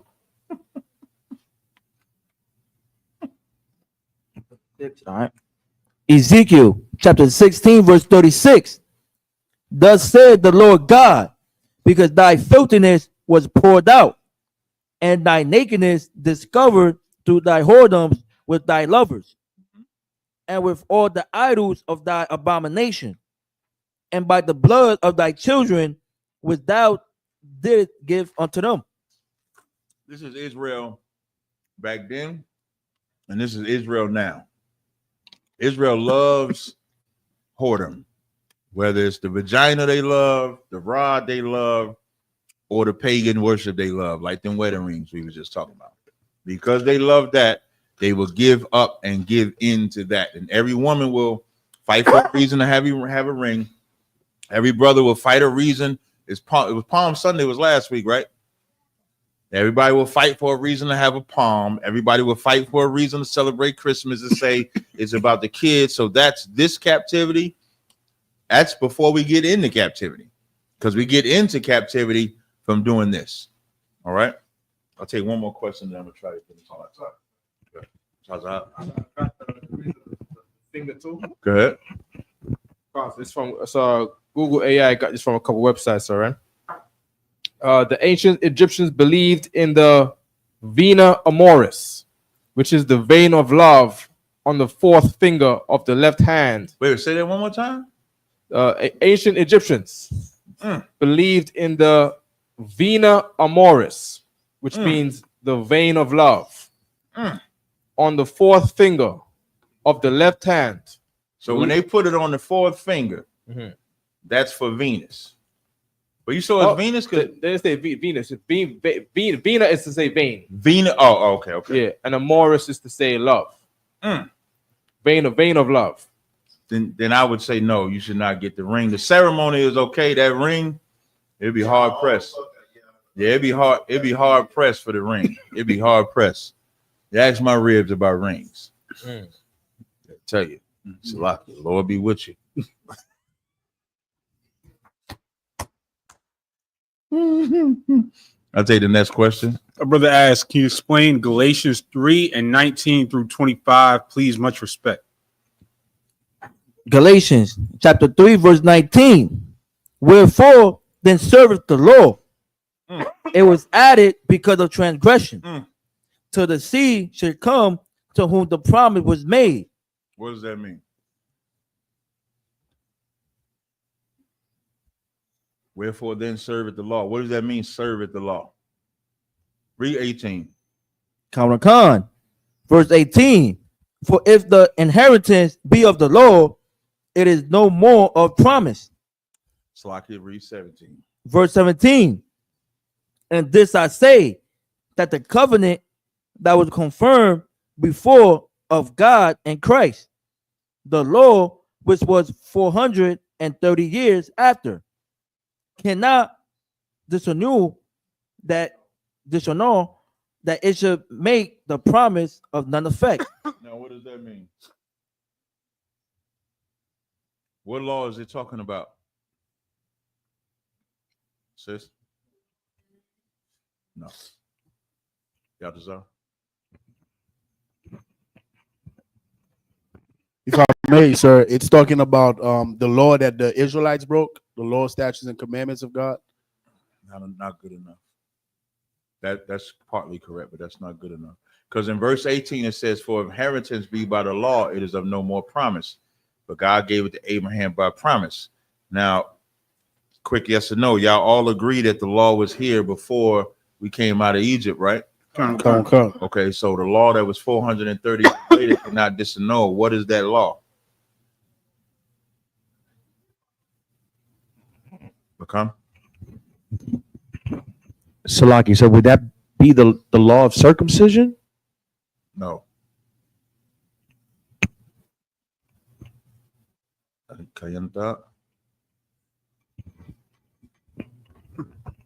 It's like the law of sacrifice. No, simpler than that. Y'all gotta notice it. That's it.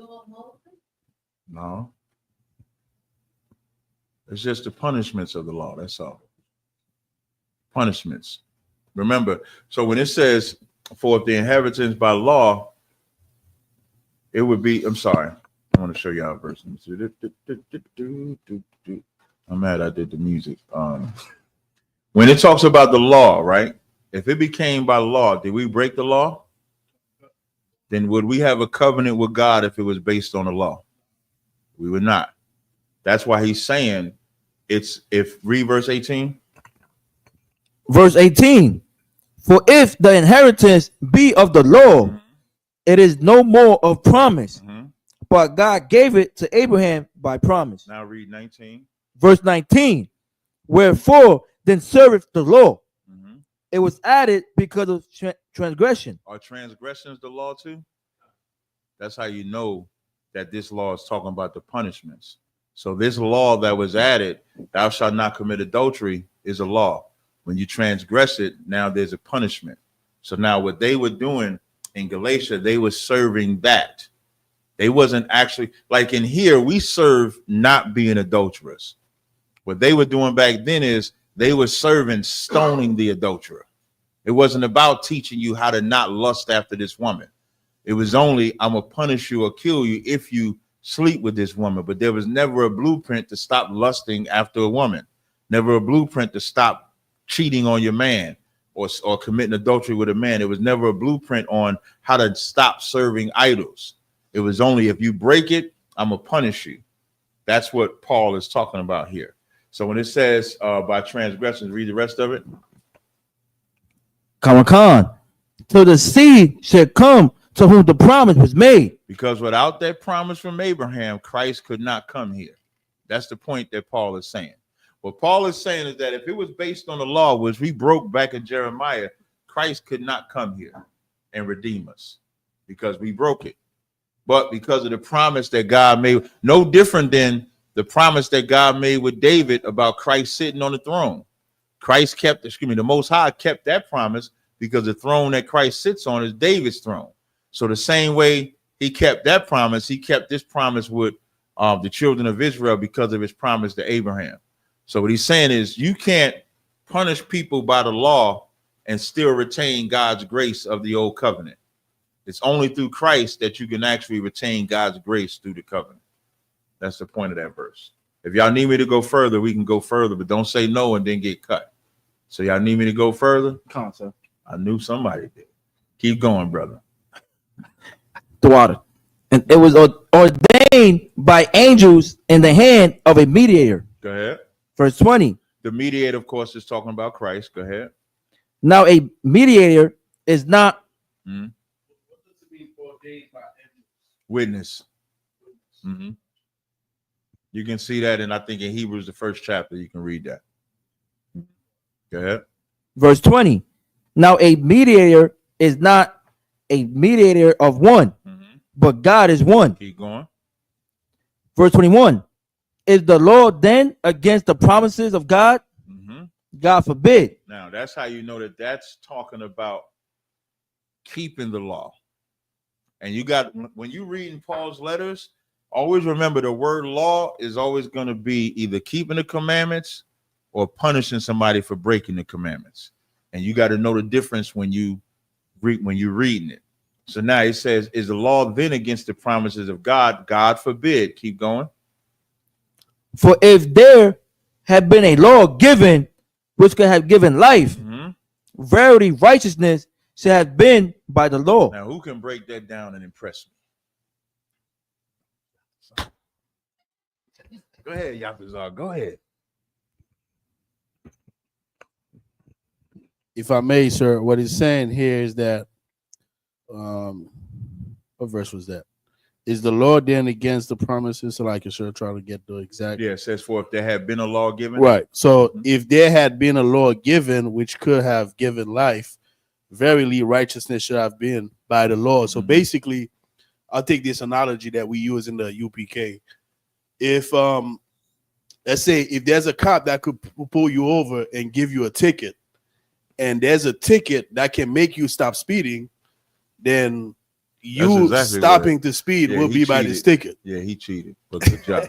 Nah, I'll give y'all this. That's absolutely correct. Meaning, if there was a punishment that could be given that would make everybody stop, then righteousness would have been given by the law.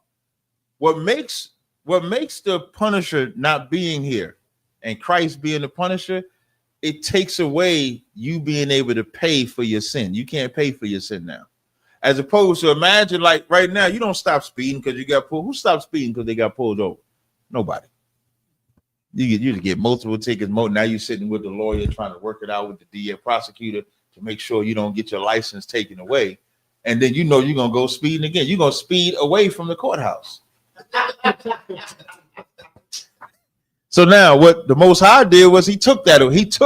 He took the crutch away, because that's what they was doing back then. They would just had a sacrifice.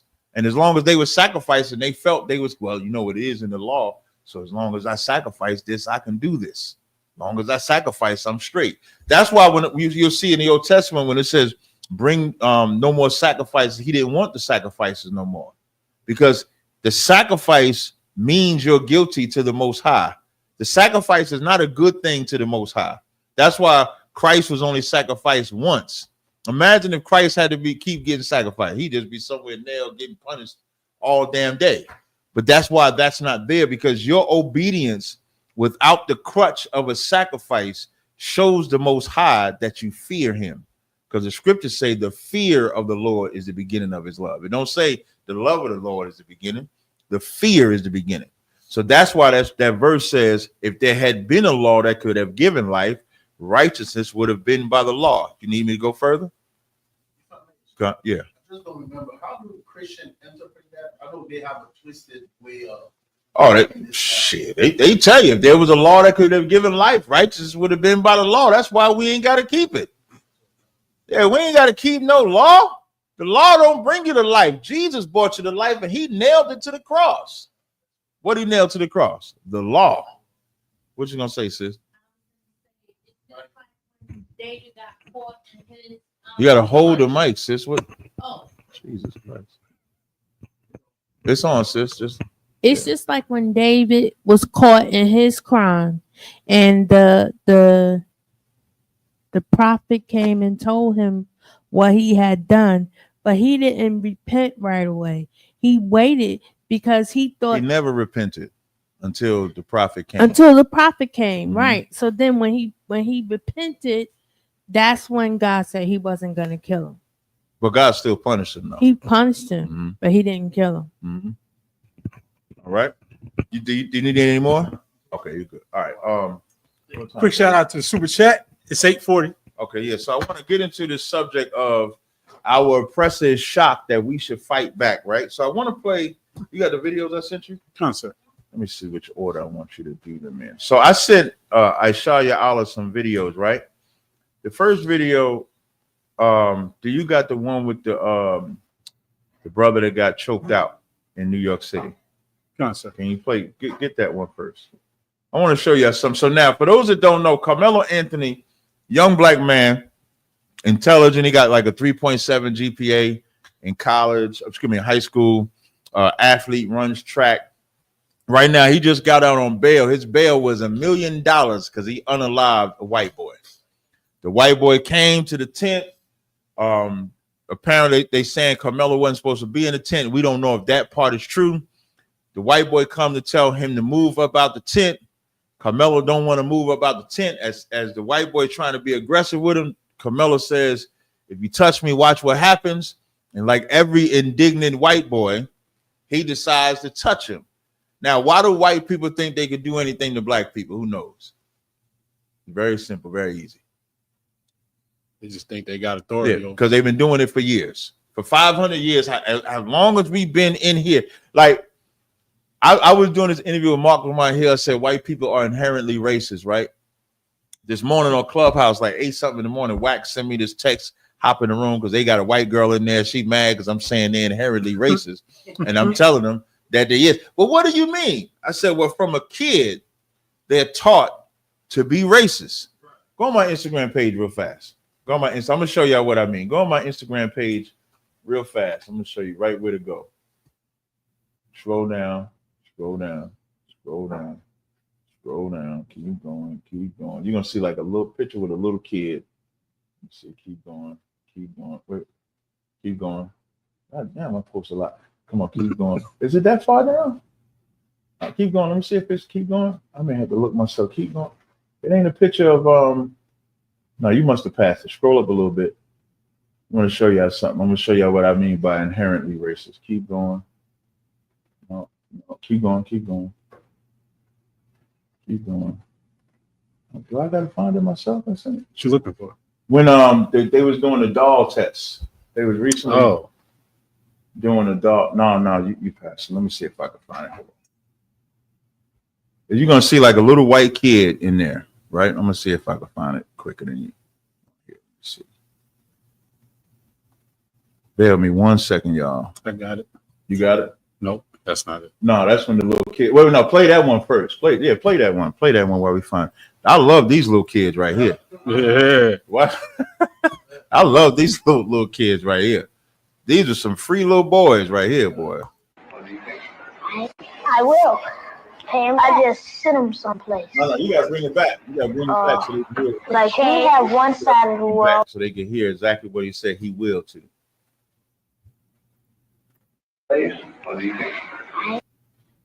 So they asking him would he enslave white people? That's what they asking him. Go ahead and play it. Make white people slaves? What do you think? I will. I just sent him someplace.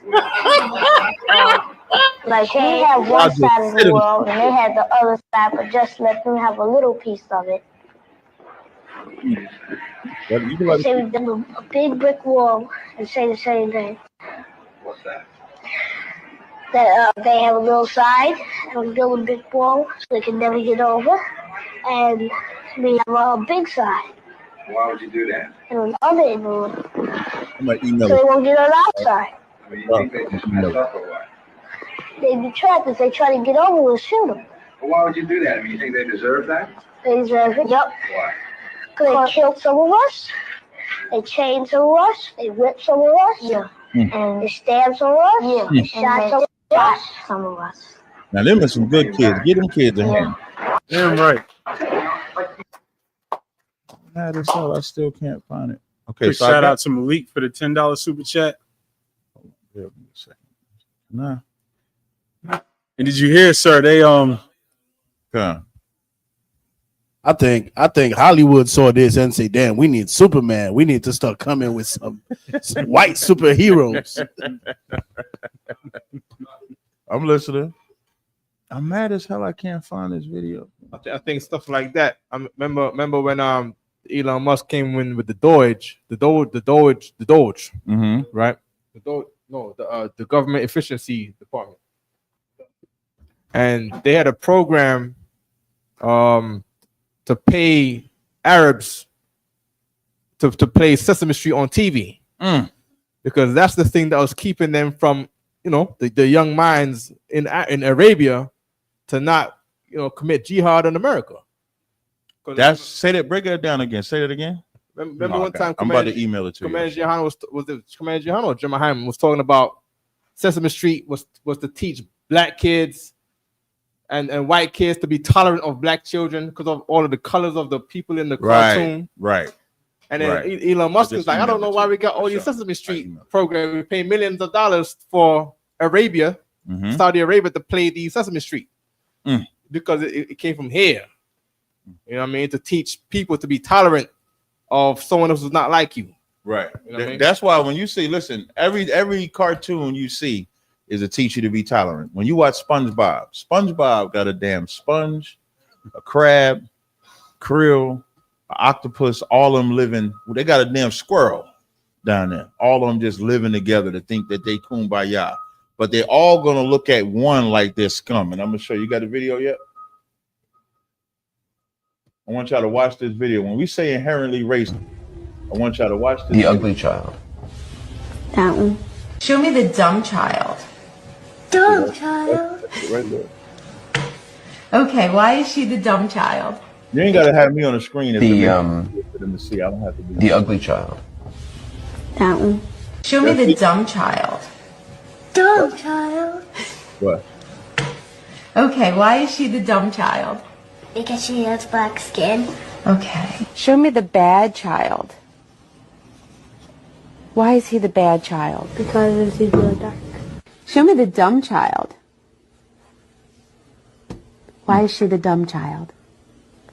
Because she looks black. Show me the good child.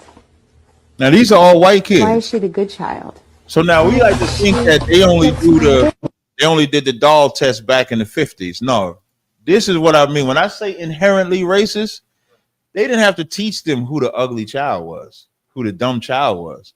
They knew exactly who the dumb child was, and it was the dark one. So when that white boy comes to Karmelo and thinks he's going to move, he believes he's going to move. Why? Because I'm white, he's black, he's supposed to move. The white boy said, the brother said, I'm not doing that. Texas is a stand your ground. So now Karmelo is standing his ground. When he puts his hand on him, and for those that don't know, verbal assault is justifiable means for stand your ground, because you can't measure somebody's fear based off of that.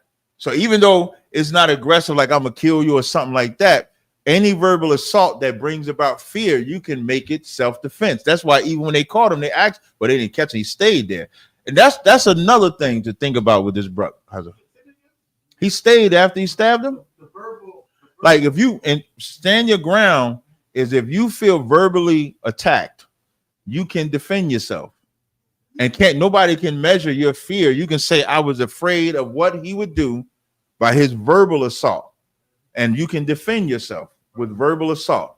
I'm gonna show y'all the clip of someone shooting somebody. I'm gonna show you. So then he stabs him, and he didn't run, which is impressive, because most people, when you do something like that, you would run. He didn't run. He stayed right at the scene. When the cops came, he said, is that self-defense? The reason why he's saying that is because he's not running, because he's defending himself. So they can't even paint. And here's the thing which America is mad at. They can't make him a criminal. They can't make him a thug. They can't make him dumb. They can't even say he ran away. He stayed there. And so now the earth is in an uproar over this. So I just want to highlight can you give me the one? I'm gonna show you something. So now they mad because black people are supporting him. Because of course, white people, they don't just hate him, they hate the whole family. Family got to go into hiding. Now, don't play this one yet. Is it play the no. Yeah, play this one. Play this video first. Play this video.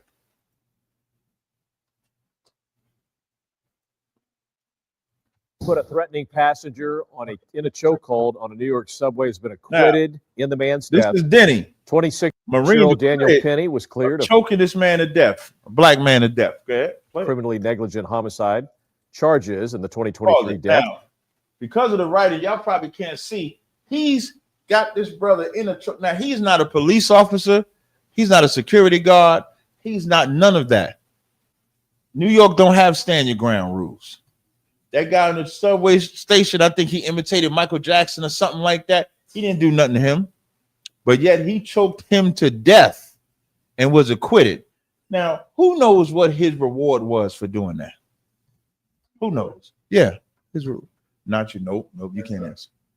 I don't know. What? No, I don't know. I don't know if I want you to answer. Sis. Freedom, yes, that's his reward. What else? Kayana thought? Let me see if Kayana thought. It's like it, sir. The president brought him to a college game. We got it. Now he choked this brother to death. Right? A black man to death. He had no right to choke him. He got acquitted. You got acquitted with Trump. Yeah. Well, let's can you play it? That he believes Daniels is a good guy and that he hopes he's able to have some fun at this game and appreciate. He said Daniels. His courage. Now, why do y'all think he's a good guy? Why do y'all think he said Daniels is a good guy? Because Daniels unalived a black man. Daniels got away with it. Where the vice president and the president says Daniels is a good guy. New York's mob district attorney tried to ruin his life for having a backbone of unaliving a brother that was in a train that did not have a weapon, that did not have anything. So when they try to make it seem like we're wrong for standing with Karmelo because he defended himself in a state that allows you to defend yourself. What Daniels did is not in a state that allowed you to defend yourself, and he wasn't even being attacked by this brother. What's the next one you got? He said about major. Yeah, come on. He said, hope he's able to have fun. Appreciate how much his fellow citizens admires his courage. You know what his courage is? You know what that means? His fellow citizens, meaning y'all do the same thing to a black man. And if Karmelo does not stand up against that white boy, who knows what that white boy does to him? If Carmelo Anthony doesn't pull that knife out and defend himself, you know what the story would be? White boy beats up another black boy, and it would just be the norm. Because the norm was the shocking part to white people is that a black man actually defended himself against the white man's attacks. Because we will rather shoot 100 niggas before we would defend ourselves against one white boy. That's the norm. You know how gangster nigga, listen, that shit in California where you got to check in. When has the white boy ever had to check in?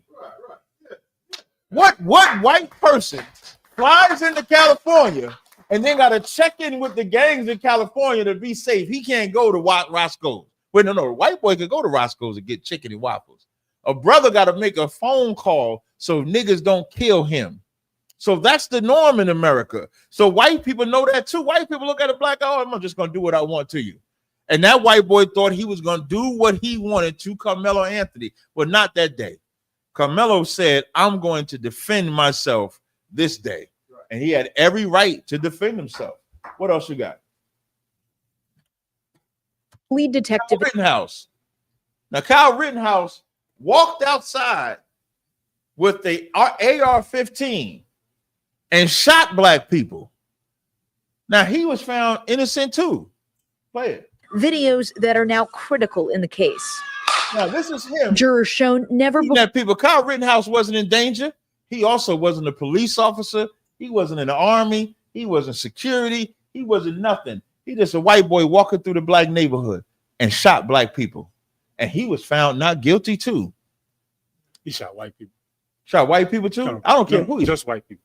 Oh, he's damn. I don't know if I feel bad about that. No. Video from another angle of the Rosenbaum shooting. But now he's allowed to walk through that city with a AR-15, shoot people. Now, Daniels, Rittenhouse, Zimmerman, the cop in Minnesota that unalived George Floyd, they all got millions of dollars, well, hundreds of thousands of dollars in support from white people. Nobody batted an eye. Karmelo was getting financial support from black people, and the earth is trembling because how dare you may set a precedence that black people don't want to get assaulted by white people no more. That's the big picture. The state of Texas, them country white folks is learning there might be some niggas that don't want to accept your assaults, that don't want to move just because you said move. Why do I have to move because a white man said move? Right. Now, let's say if he was like the security or something like that, where it's his job to make sure things are in a set order or a set way, then there's a professionalism where you got to obey whatever that security guard is paid to do. But some average white guy can't just tell you to move, and then you just got to move. He's a damn teenager like him. But because they have that dog complex, because they see his skin and say, well, I'm white, he's dark, I can tell him what to do. That's why he did it. He found out that day, Lacombe.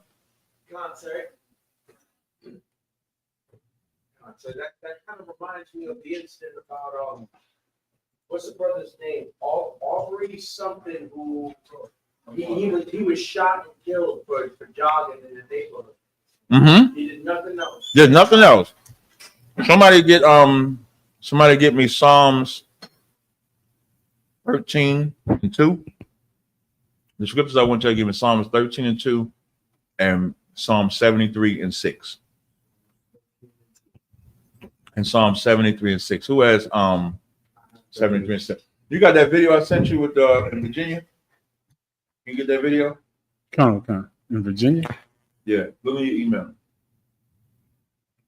It's a video I sent you. No, not that. Never left. I thought I sent you. And I sent it to you. Salaki Cap, which one do you want first? I thought I sent it to you, Salaki. Psalm 73:6. 73:6. I thought I sent it to you. Let me check.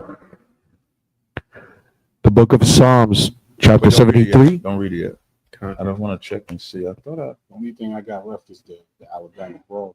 The who? The Montgomery. Just that Montgomery brawl. That's it. Hold on.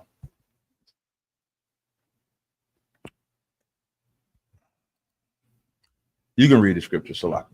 The book of Psalms, chapter 73 and verse 6. Therefore pride compasseth them about as a chain. Therefore pride compasseth them about as a chain. That's what it talks about. When it's talking about the so-called white man, his pride is what is hurt.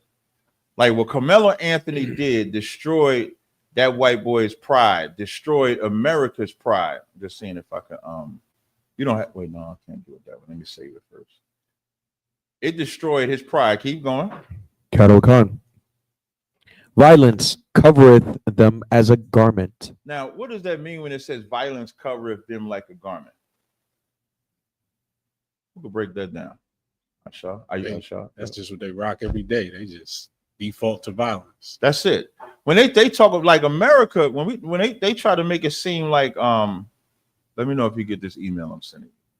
When they try to make it seem like black people are violent, there's nobody more violent than America. Right. There's nobody more violent than white people. White people wake up thinking unalive. They're training their kids to shoot. When they get old, they shoot. I'm gonna show y'all this video from Virginia where you're gonna see that all they shoot. It says violence covereth them like a garment. That's their reputation. Take it off of Israel.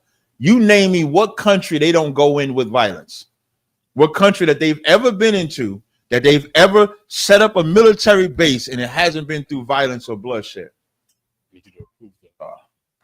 I gotta approve it, man. Oh, let me just approve this for the brother. Hold on. Approve this. Bear with me 1 second, y'all. I made sure real quick. All right, do you got it now? Good, I'm listening. We will be closing out the Feast of Unleavened Bread this Sunday. sundown, April 20th, sundown, we will be closing out the Feast of Unleavened Bread. All right. Let me see if I can send it. Right. And everybody should be here in headquarters or whatever ISUPK school is near you to celebrate the closing of the feast with your family. Did you see, sir? You said the $1 million bail. They lowered the bail, and then they attacked all these Edomites attacked the judge that lowered the bail. Yeah, they doxed her. Yeah. They doxed her. With dox, for those that don't know what doxing is, meaning they reveal your address. Like even the Karmelo's family, they can't live where they live in because the father can't work the job. They can't do none of that because he stood his ground and defended himself. Now, that fear that they going through, that's what y'all go through every day standing for this truth. You know, y'all on the FBI terrorist list, y'all on all of that.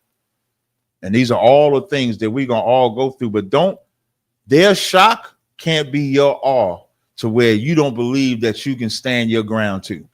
Because the opposite of standing your ground is dying. Karmelo might not be here if he does not stand his ground against him. It'd be another story. You know what the normal would be? Wait, before we play, you got it now? Can you play that video now? What? What's that? So you bring it to the beginning. What? We get rid of me altogether. There you go. What's that? Now pause it. Bring it back. Just pause it. But bring it back to the beginning so I can set the stage. Now, in this video, this is another example of stand your ground. This is in Virginia. This is going to be a YouTuber is about to walk up on a white boy just with the phone, trying to film him. And then watch what happens. Play it. Huh? What? What's that? No. Get out of my business, Paul. Stop. Stop.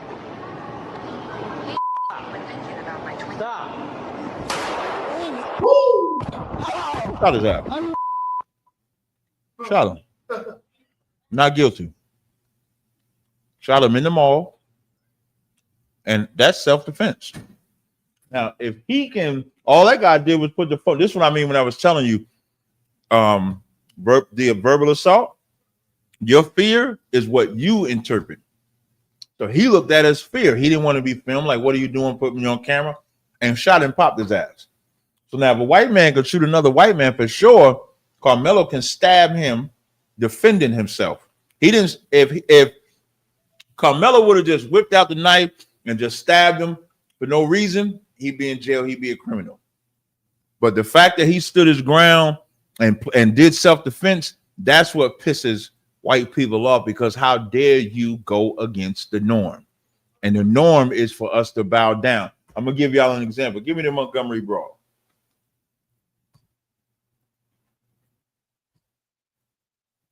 Play the Montgomery Brawl video. You could get rid of me when you play it. You could just make me as small as possible.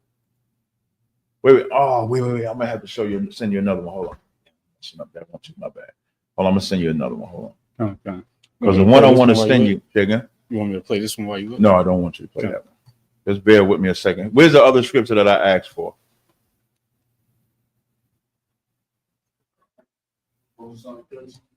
Psalms 13:2, I believe, was the other one. Whoever has that can read that for me, Bubba. Sure.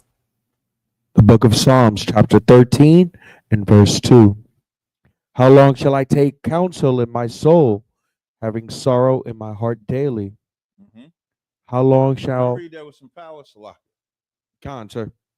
How long shall mine power be exalted over me? Wait. How long shall what? How long shall mine power be exalted over me? Keep going. Verse 3. Consider and hear me. No. Read it from the top. Karakan. The book of Psalms, chapter 13 and verse 2. How long shall I take counsel in my soul, having sorrow in my heart daily? Having what? Sorrow in my heart daily. Keep going. Now, the sorrow in the heart daily is what blacks, Hispanics, and Native Indians suffer every day under this oppressor. When it says, how long shall I take counsel in my soul? Meaning, how long am I just supposed to sit and accept what the white man has given to us? accept their crumbs, accept saying, yes, sir, no man. Bow on my head every time because I'm in such fear. You know, the barrel of laughs, you ever heard the term barrel? You know where that come from? Because black people couldn't even laugh. If they wanted to laugh, you had to go to a fucking barrel, put your face in the barrel, and then laugh in the barrel. You wasn't even allowed to laugh. And that mental oppression, them dolls, you know, when they show black kids the dolls, you know, they say the black kid is the ugly kid too, right? And the white kid is the beautiful kid too. So how long do I take counsel? How long do parents teach their kids to belittle themselves to white people? You ever notice mothers and fathers, when they're around the black kids and they're around other black kids, they can act as wild as they want. When they're around black families, they can act wild as they want. When they go to the supermarket and they're around white people, don't you notice they tell them to be quiet? Don't do this, don't do that, because they don't want to embarrass themselves in front of white people. They don't care about black. So that's it. When it's saying, how long shall I take counsel in my soul, having sorrow in my heart daily? Bowing to the white man is having sorrow in your heart daily, because it's not a natural thing to bow down to any race of people. You ain't got to believe me. Do white people bow down to a race? White people don't bow down to their own race. If a white man is offended, he just shot his own another white person. If they're offended, they will storm. When they was offended at Joe Biden get in office, they took a shit in the White House. Their soul ain't in sorrow. If their soul ever gets in sorrow, you will see the violent nature as a garment that is dressed upon them. That's what you will see. And so Karmelo, he was tired of that violent on him. He was tired of some white guy some white kid telling him to move when he didn't have the authority to tell him to move. That was not his job. It would have been better. You know, that white boy would be alive if he'd have just followed the rules. If he would have just went to the security and said, hey, this guy shouldn't be here, I got an issue with him, then the security would have took care of this position, because that's what he was paid for. But instead, he came to a brother that was tired of bowing down to white oppression. Read after that. Karo Khan, how long shall mine enemy be exalted over me? And listen, like it gets further expounded, like when you come into ISUPK about the enemy being over us, because we tell you how to properly defeat it. And then Karmelo did it in a legal way, because he's going, oh, is that file too big? That can't be too big, man. Slocky. You might have to play the one that to play the one that I sent you, because it's saying this one is too big. I was gonna say you could Google Drive share with me. You said what? You can share it on Drive. I'm gonna see if I could do it that way. Bear with me 1 second, y'all. Oh, they got me doing more than one. Hold on, let me see. Let me just check this out. Bear with me 1 second, y'all. Okay. Quick shout out to the Zones joint. Trinidad joined us halfway through. Shout out to Trinidad.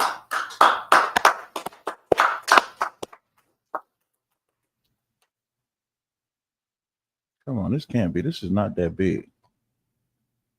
Let me see. It might go through this time. Fuck yeah. No, it's not going through. You can just play the one that you got. So the Montgomery Brawl that I wanted to play, right? The only difference with this one is that this one had watch till the end on it. You ever see them videos where it says watch until the end? Now, why do y'all think when the Montgomery Brawl video played, it said watch until the end? Who knows why? Sis? That's true, but why did it say, why do you think it says watch to the end?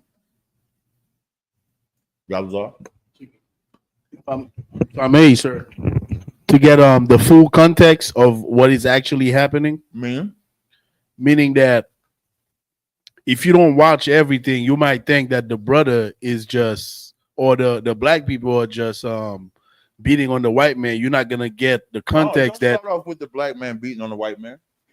No, that's what I'm saying. The beginning of the video starts off with the white man attacking. Attacking. Right. So why does it say watch to the end? So that we can see.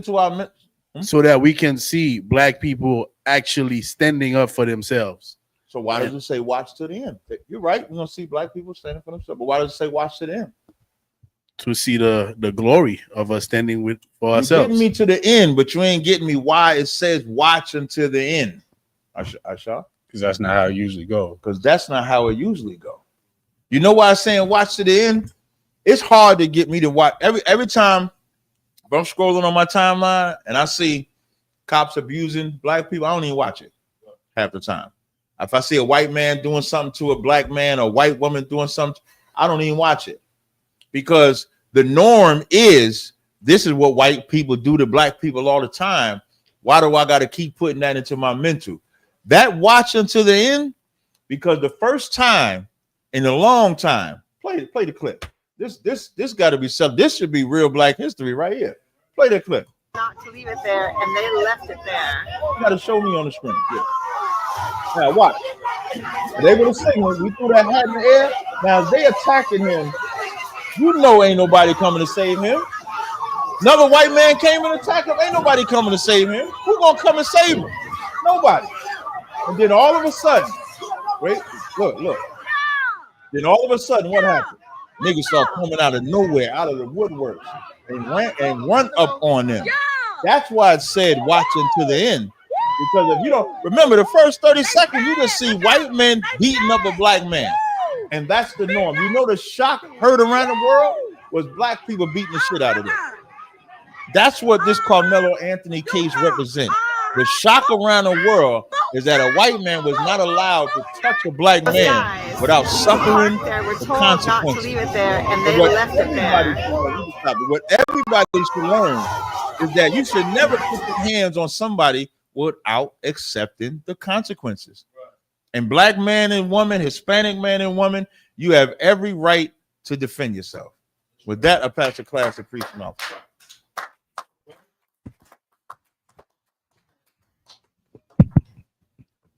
Men of Israel, Imagim, which means to stand. Men of Israel, we are going to give one courtesy salute to the teacher.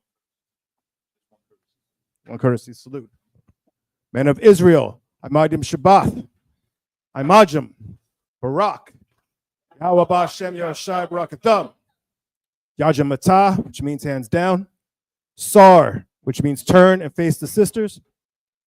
Men of Israel, we're going to give one courtesy salute to the sisters.